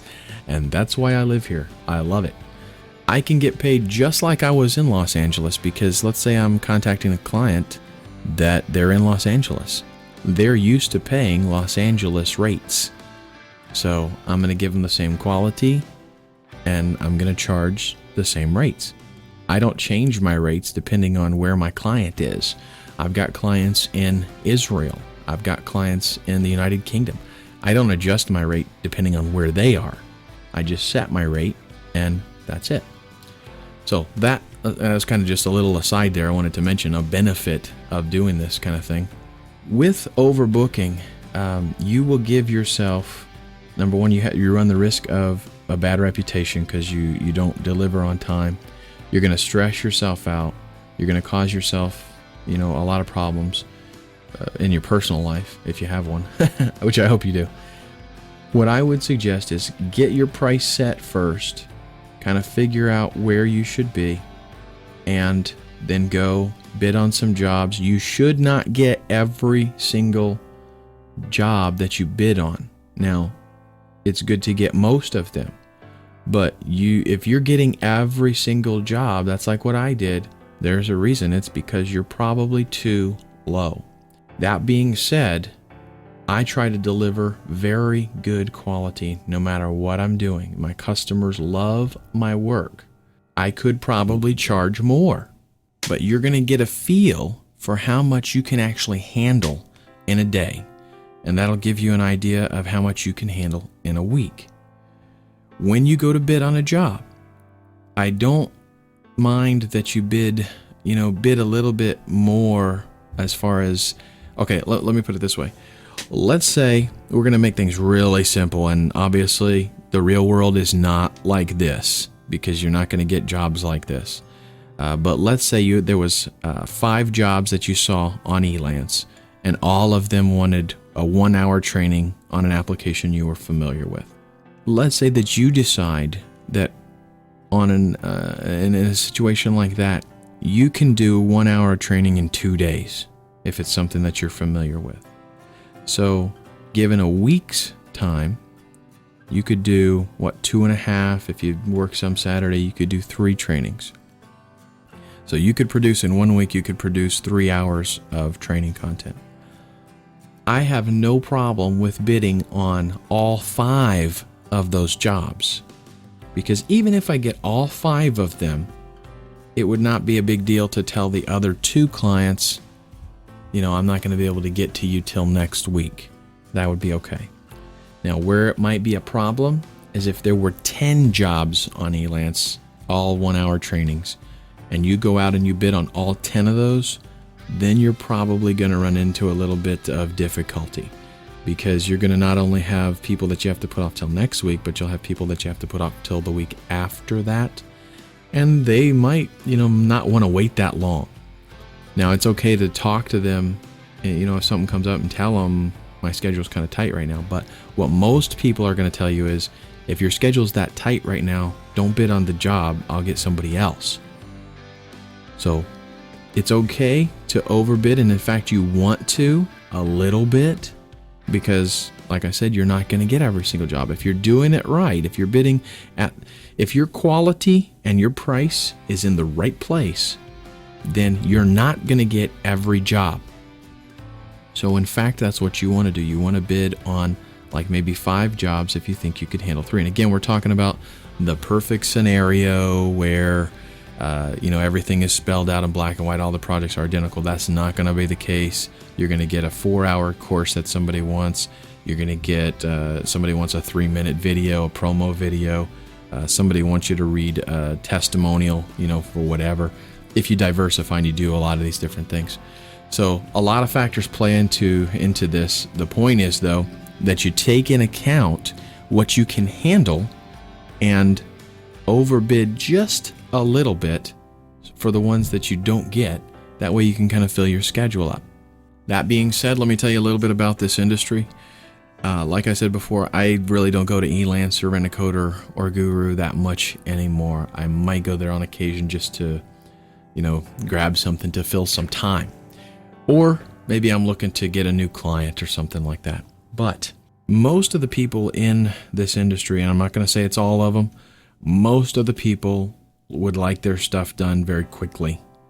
I've got a very good client that will literally, they hired me, just a recent thing. As a matter of fact, they hired me to they have a book, and they have me turn that book into a video training. Well, most people that are looking, if you're talking about internet marketers, they want stuff like yesterday, and they want you to drop everything and do it now. A lot of times I do that for clients, especially really good clients.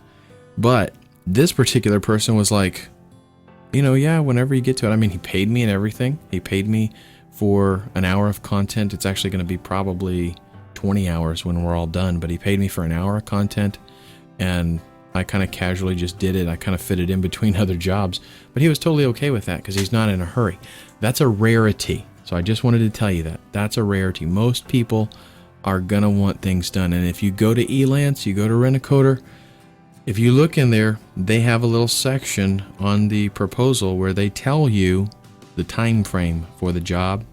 And a lot of times you're going to see like 1 day, 3 days. Those are pretty common. And even though I don't go to, Elance very much anymore, my existing clientele, a lot of times they'll come to me and they'll say, hey, I got a project for you.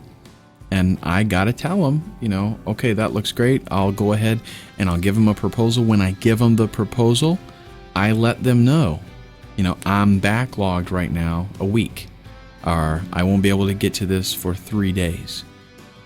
And most of them don't have a problem with that. Some of them, maybe sometimes they'll tell me, I really bad need this in the next couple of days. And, I try to take care of my clients. So I'll try to do it for them. If I possibly can. Let me tell you another thing I haven't mentioned yet. Typical in this industry, this is not the case on Elance or those kinds of sites like that. There, it works a little bit differently, but typically when I'll have a lot of new word of mouth customers. Somebody referred me to them, and when they come to me and they say, I've got this such and such project that I want to do, I'll do the proposal, I'll figure everything out, and when I submit that to them, I'll tell them when I can get to it, I'll tell them how long it's going to take me till it's delivered, and I will tell them they have to give me a 50% deposit in order for me to schedule it. And typically that's not a problem. That's pretty much industry standard in this kind of stuff. So let's say you've got a job, it's going to be $2,000. They're going to have to give you $1,000 up front because you're both taking a risk, really. If it's somebody that you don't know, you're taking a risk. I have really good customers like Jeremy, for example, and Jeremy will he'll have a great idea for something, and he'll give me an outline, for example, and say, create this. And I don't make Jeremy give me a deposit because, I know his money's good. I've been doing a lot of business with him. But new people especially, you make them give you a deposit because I can't tell you how many times somebody has said, yeah, I heard your name from such and such, and I want a dynamite product too, a big 4-hour course or a 15-minute promo video. Can you get started on this right away? And then, you turn around, you give them a price, you give them the whole proposal and everything, send it to them. They're like, yeah, good, that's great. Go ahead. I'll send you some money in tomorrow. And you don't hear from them for 2 weeks. Well, don't run the chance of wasting your time and creating that for them, and then they flake out on you. I have had people, let me tell you about this one. I had somebody that was trying to build a business, and I don't hold this against anybody, okay? They were trying to build up a business, and they wanted dynamite website work done. They wanted dynamite videos. And there's a man that I work with that does websites. We kind of refer each other back and forth depending on what the client wants. And he referred me. So the man's like, this is an emergency. He called me. He's out of the country. This is an emergency. I got to have this weekend. And so, okay, I gave him a price accordingly. He said, okay, no problem. Just get started on it right now. And I said, well, okay, I'm going to send you an invoice for 50%. He's like, yeah, okay, no problem. So because it was such an emergency, and I think this was like Thursday night that I started talking to him, and he wanted it by Saturday. So, and I charged him accordingly, let me tell you. And he was like, yeah, no problem. That's nothing. Well, I sent him the invoice, and I went ahead and started working on it because, he was referred by somebody, an associate of mine, and he sounded real urgent. So I went ahead and started working on it. Spent a lot of time getting everything ready. By Friday afternoon, he had still not sent me a deposit. So I was getting a little bit leery, and I contacted my buddy that referred him that does the websites. He said, yeah, same thing with me. He needed it done emergency and all this, and he's supposed to send me a deposit, but he never came, so I'm not working on it anymore. Well, I was like, okay, me neither, so I stopped. Well, Monday, he contacts me, and he's like, I'm sorry, I had all this problem and this kind of stuff, and he needed it done. So he went ahead and got me the money, and he got me, I went ahead and delivered the content. I did it all. But it was a little bit difficult. He gave me a 50% deposit, and I gave him the video. The balance to that I didn't get for a month. Okay?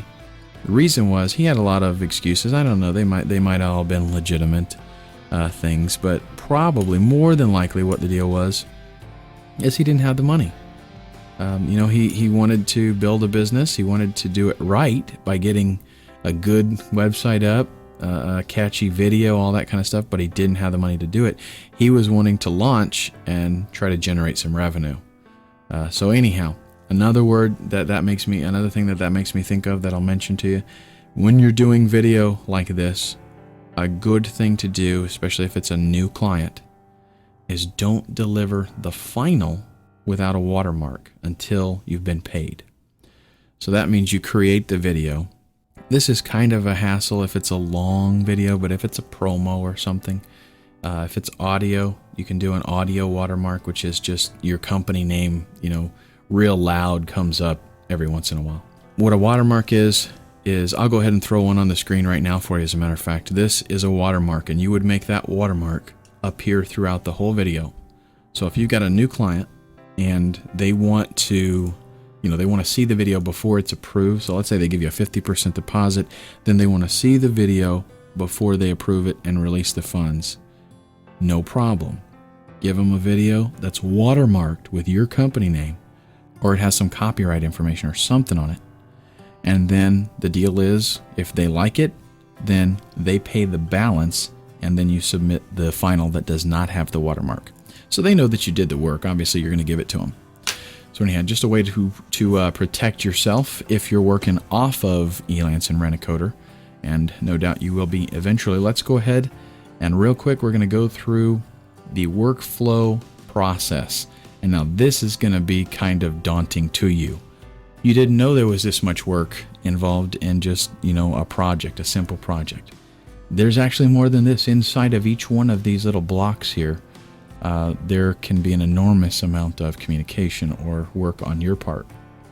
So, from the very beginning, let's say you're going to go to Elance and you're going to look for a project to work on.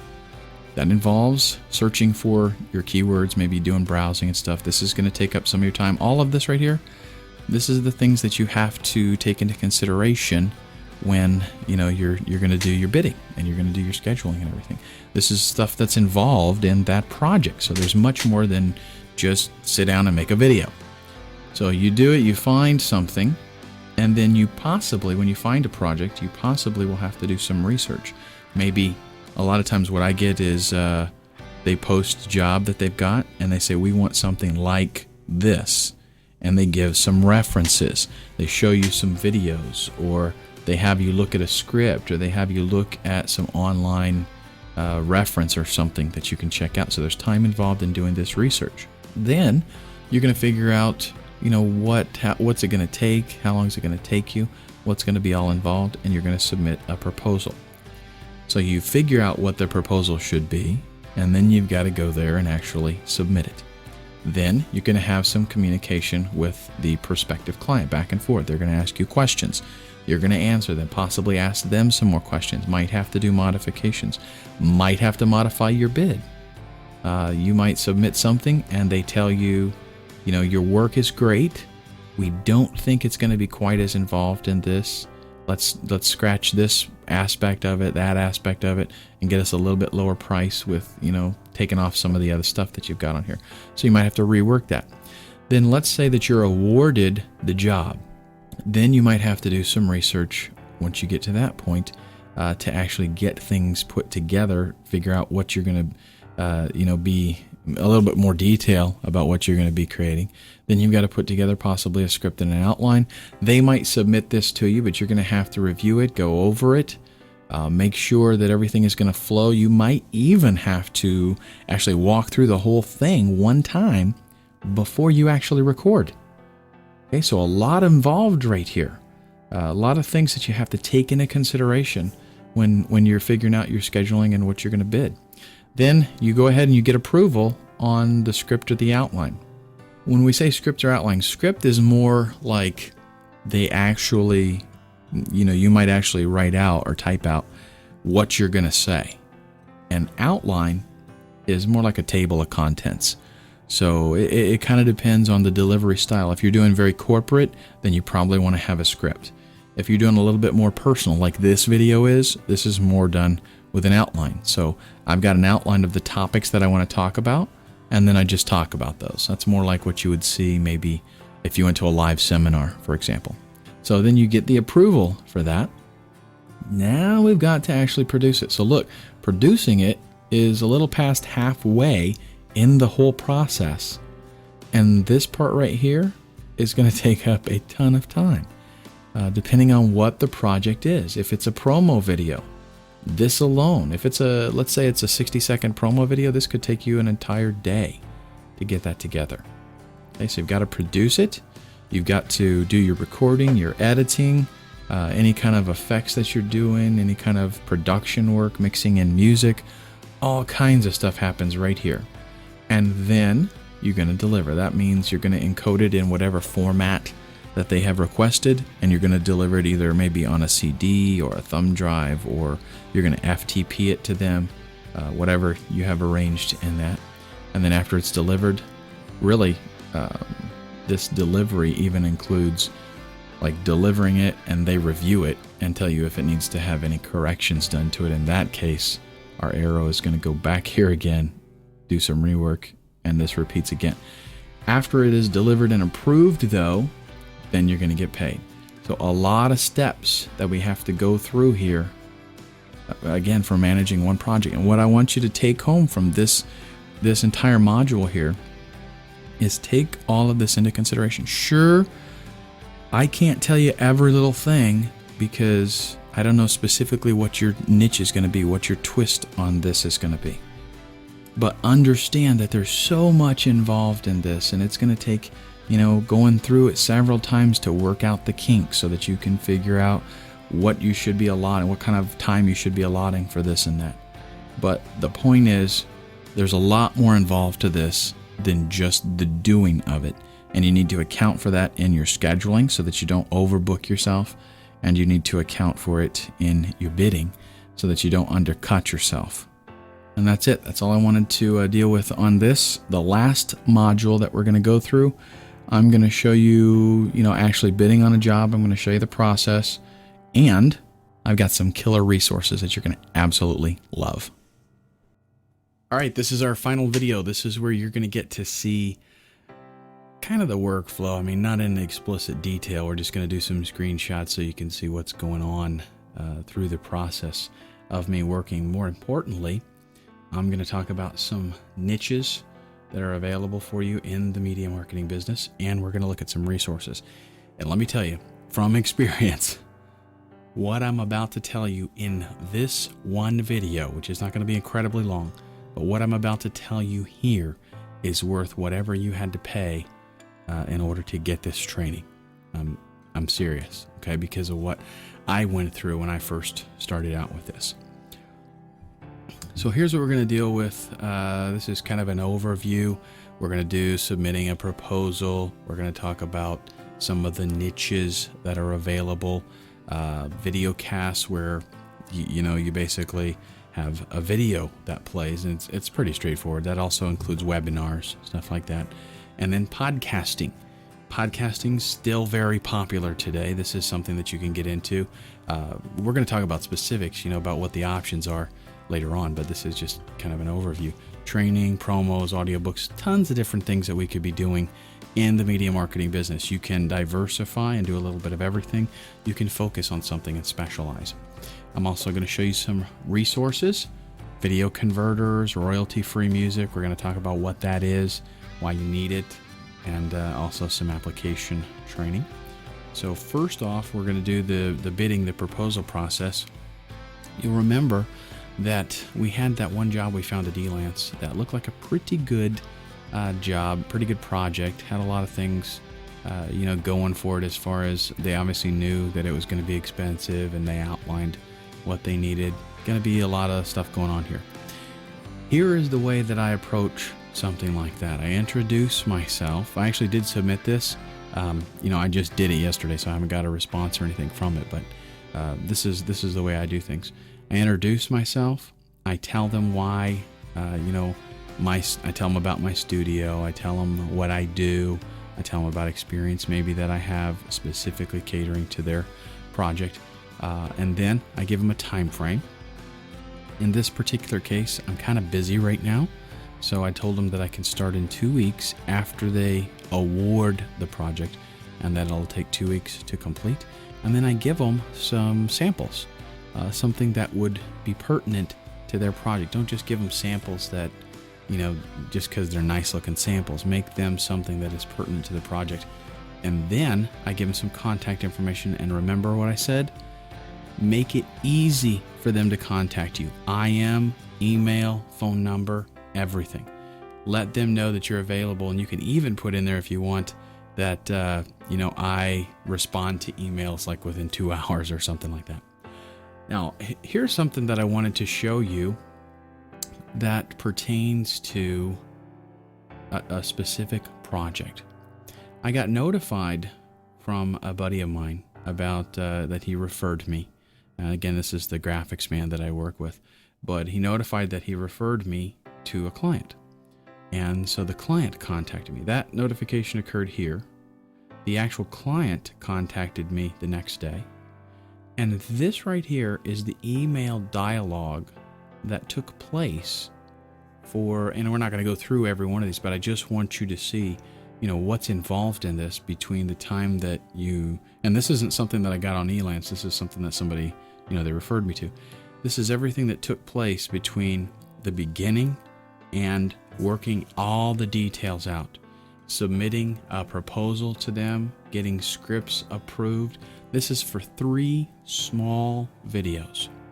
Okay. And every one of these, he would do the script and then he would watch the video that I gave him. And then this last one, and this is long done, but this is the last email that I saved. He says, we have to remove one thing at the end of the video. I'll call you about it. And then that was it. So there was one little thing that was at the end of the video that he wanted changed. And again, those are things that you have to take into account that you might possibly have to do. So that's it. This is the process. And now you can see that it's not just, give me a 3-minute promo video. June 22nd, June 23rd, all the way through here to July 12th. And then it was delivered, I believe, the next day, and they paid for it. That's for 3 small, let's see, the length on those, I believe we're looking at 90 seconds. 3 small 90-second videos. Okay, just so you got kind of an idea. This is me actually working on that very project. This is one of those videos. This is a screenshot of Sony Vegas Pro. And what I want to just kind of illustrate here is what's involved in creating something like this. And again, we're looking at a 90-second video. It looks like it's a little bit over that. We're looking at 1 minute and 44 seconds right here. It's a little bit over that. Most of the videos, the other 2 videos were right at 90 seconds, but this one was a little bit longer. I've got a music bed, and a bed is terminology in this industry for just a background. So I've got a music bed going on right here on one track, and then underneath it I've got my narration part. This is where I'm talking. That's done on a separate track, and this way you can control it independently. You can make edits to it, you can adjust the volume, stuff like this. And I just kind of want you to see what a video editor, if you're not familiar with that, what it is really used for. And then I've got some other audio here, and these are sounds, different kinds of sounds effects. Both of these tracks right here. This is one that's all by itself, probably because of the volume that I had it set to, but these are different elements, each one of these. Just different sounds that occur, transitions and things. And then the rest of these are all video tracks. Now at the very bottom, I've got kind of a background. In this case, I think it's a still image, but you could have like an animated background back there. And then each one of these, depending on what it is and the requirements that I've got for it, it might be on a separate track, or it might be on, its own, like several on the same track. It just depends on the effects that you wanted to happen in relation to that particular video. Okay, but on most of these, in fact, I would say on all of these, there is a transition that occurs here. So not only do you have to pick out the image that you want, and in some cases create it, a lot of these are created custom for this specific video. Okay, so not only do you have to do that, but then you have to figure out where exactly you're going to put them. You might have to do some stuff with motion, moving them around, animating them, and then you've got transitions also that you have to take into account. So just for a 90-second video, there's a lot of stuff going on and a lot of preparation that has to be done. I just wanted you to kind of see what's going on there. And this is a shot of the final video on the actual website. This is a landing page right here. This is only part of it, obviously. And then the video is put inside of that. So it kind of, and you notice how I matched up colors and the general theme and things like that. So a lot of planning and stuff that's involved in creating something like that. So now let's talk about niches. There are a ton of niches that you can get into with media marketing. And so you're not gonna, it's what you like, or what are you interested in? What would you like to do? It's not gonna be that there's, a shortage of work out there and there's gonna be too many of you doing it and then it's gonna cause problems. No. By all means, it's a booming industry. There's tons of work. I will tell you right now, what is hot is, even in commercials, is people who can deliver content with a natural sounding voice that is very neutral. In other words, it's better if you don't have that real deep, boomy kind of, yeah, I'm a DJ, that kind of voice, because that kind of distracts people. I mean, it's got its place, don't get me wrong, for, like used car sales or stuff like that and other kinds of things. But what a lot of people are liking is something that sounds very pleasant. It's very neutral and it doesn't overpower the content. That way you can focus on the actual content itself and the voice isn't distracting. But let's talk about what some of these are. Video casts, webinars. Video casts can be as simple as you sharing your desktop and allowing people to view that. Maybe you narrate it, do things like that. This is an industry in and of itself, giving webinars. Even if you can specialize in doing this, even maybe you're not the person that will be presenting the webinar, but you want to provide the facilities, or you want to provide consulting for that kind of thing. And by all means, each one of these, there is room for, maybe you don't want to do it yourself, you want to do consulting, or you like, for example, you want to do audiobooks, you do it for a while, you figure it out, and then you can offer that as a supplemental income. Offer consulting on how to do audiobooks, just for example. Podcast, still very popular. A podcast is like a radio program that, I'm telling you this and probably everybody knows what podcasts are, but I'm going to go over it anyway. It's like a radio program that's on demand. In other words, I might produce a podcast. I can do it whenever I want to. I can do it daily. I can do it weekly on a regular schedule. Or I can just do it haphazard. But I produce an audio program and I put it on my server, or I make it available some way to people. And then whenever they want to, they can come listen to it. And they can listen to past episodes. It's great. This is what people want, is to be able to access whatever kind of content they want and whenever they want. Nice thing about podcasts is it leaves a lot of room for independence. People to produce something. They don't have to worry about statistics. They don't have to worry about, like a big network company. They're gonna select a program that they want to have on television or on the radio or something. They've got to pay a lot of attention to demographics and who's going to be interested, and is there going to be enough people interested so that they can get advertisers to help support the show, things like that. Podcasters don't have to worry about that. They just podcast about whatever they want to. Training you can do, by the way. What the reason that I brought this up is because you can approach this from a couple of different ways. You can use podcasting to promote your business. So maybe you've got a different kind of online business. You can get into podcasting and you can use that podcast to promote your business. Another thing you can do with this is contact companies and say, we will podcast for you. You give us content, we're going to put the podcast together. And you produce everything for them. You do the radio, you do the talk, you do, whatever they're wanting to promote their business, perhaps. You create that for them and charge them a fee. Training and tutorials, big time hot. Lots of people doing this. If you know how to use an application, or you know how to learn how to use an application, learn how to use it and do a training for it. Create your own tutorials. That is a great way to do an information product. It's a great way to sell. I have a number of training applications that I sell personally on Excel, on Adobe Audition, Outlook, the Office suite, that kind of stuff, Photoshop even. And that is a great way to create an information product that you, again, will get residual income. And it's real easy because it's just downloadable. Promo and viral videos. That is like the amp mark one that I was demonstrating to you a little bit ago. A short 90-second video, could be a 5-second video, 5-minute video, where it's just like a commercial, like an info commercial maybe, or something that just grabs people's attention. A lot of work that I do is for squeeze pages, create a snazzy video that grabs people's attention on a squeeze page. So they land there and it catches their eye. People love video.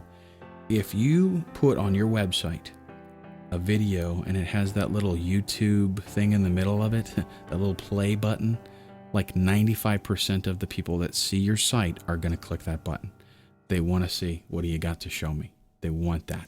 And it's kind of funny because with television, for example, what do people do when a commercial comes on? They ignore it. They get up and they take a break. They go to the bathroom. They fix a sandwich. They might skip the commercial. Okay. But on the internet, we've got a lot of advertising. Okay. But what do people do when they're reading through an article and there's a video box there? They click it. They watch it. They don't know what's going to be on there, but they want to watch it. So it provides an excellent avenue for people to promote their business or to promote their product. Now, the thing is, people need those videos made. They're not going to go to some company, unless they're a huge Fortune 500 company or whatever. They're not going to go to some company and get a $25,000 30-second commercial made to pop on their website. They need somebody like you, somebody like me, who can give them something really good and really fast that they can reach their customers with. Audiobooks. This is another one that's really big hot today. You just are basically going to read. Now, some of this stuff, and as a matter of fact, most of it, I will just warn you right now, it's not all technical. There is a lot of talent and art that is involved in this. You cannot be successful with audiobooks just because you can read and record. You can't. You have to have a little bit of acting in there. You have to be able to sound interested. They don't want people that are going to sound boring. Nobody wants to listen to that. But you can provide this as a service, maybe reading scripts for people, reading books for people, or you can, create your own books and sell the books online. A lot of ways you can approach something like this. You can provide a service doing audio commercials. You don't have to do just video. You can do audio. You can create, you do the recording. You can mix in music. You can mix in sound effects and create a real, radio quality commercial. They play those on the internet all the time, and people will even use them for advertising on regular radio stations. For example, the Google AdWords program offers radio as an avenue to advertise. In that, though, they have a directory of people who provide the service of creating those audio commercials for other people.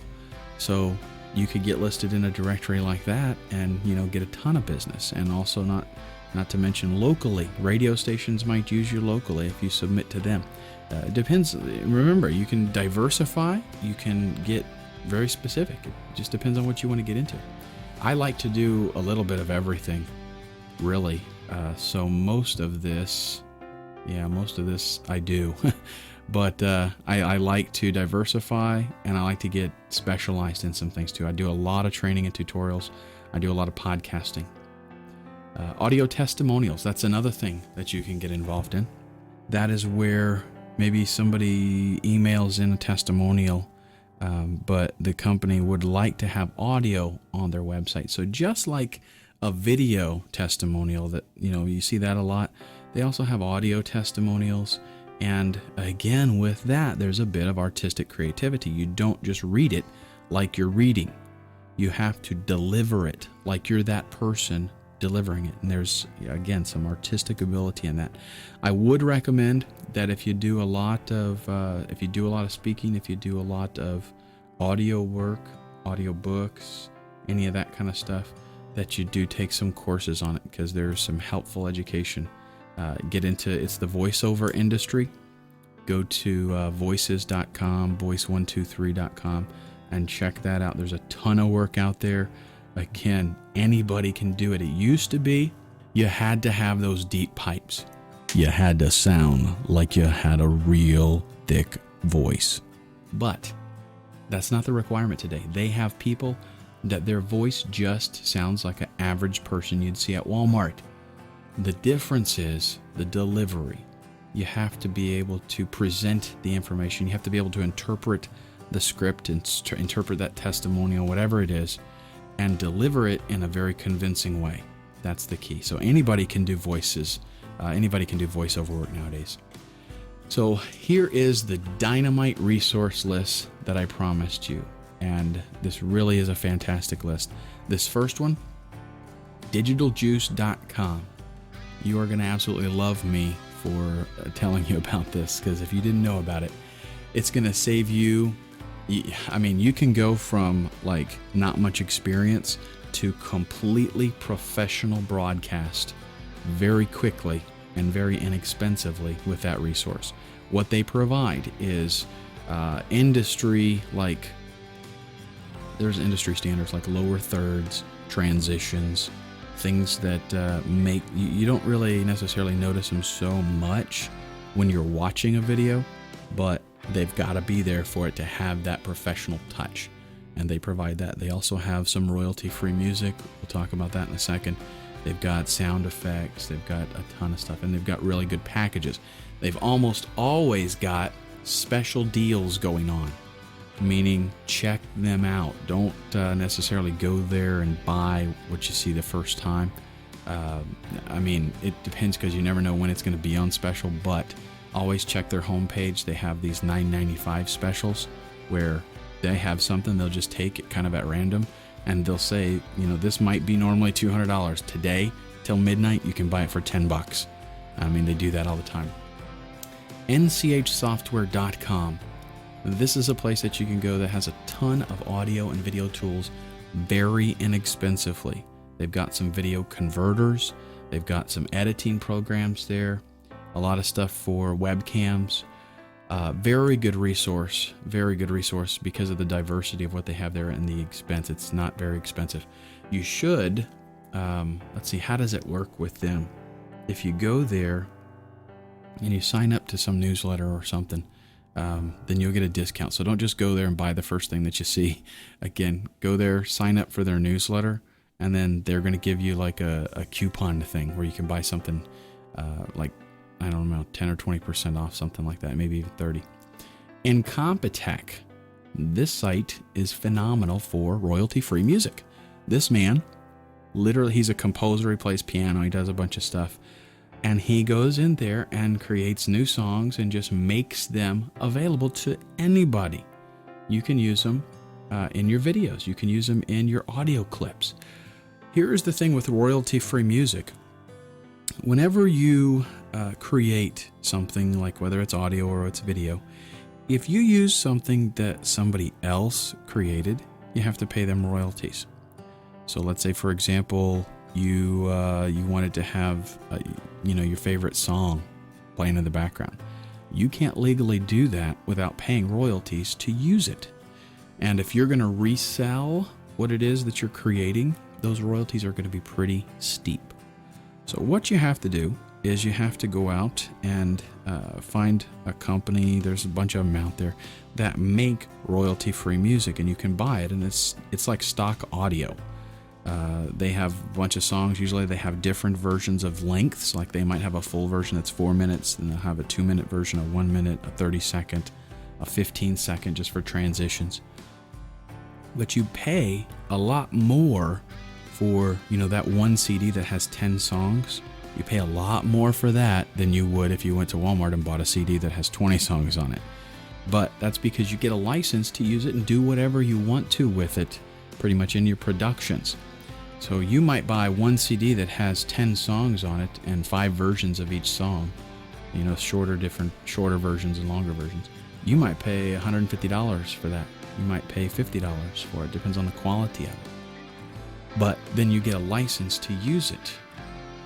Well, at Incompetech, he creates that music for you, and he's got a huge library, different styles, genres, and different variations, and he just gives it away. The only thing that you have to do is, if possible, you have to give him credit for it somewhere. And that's no big deal. In your video, if you want to do, scrolling, say narration by blah, blah, blah, graphics by blah, blah, blah, music by incompetech.com, and that's all you have to put in there. He doesn't require that you pay him anything, and it's royalty free. Net Marketing TV. This is a site that is going to be launched here very soon. As a matter of fact, probably by the time you see this video, the site will be launched. It features application training and internet marketing training. So anything related to the internet, anything related to making money online, the training is on that site. It's a membership site. If you go, you know what I forgot to put on there? Let me add this in there. There's a special promotion. If you go to netmarketing.tv/special guest,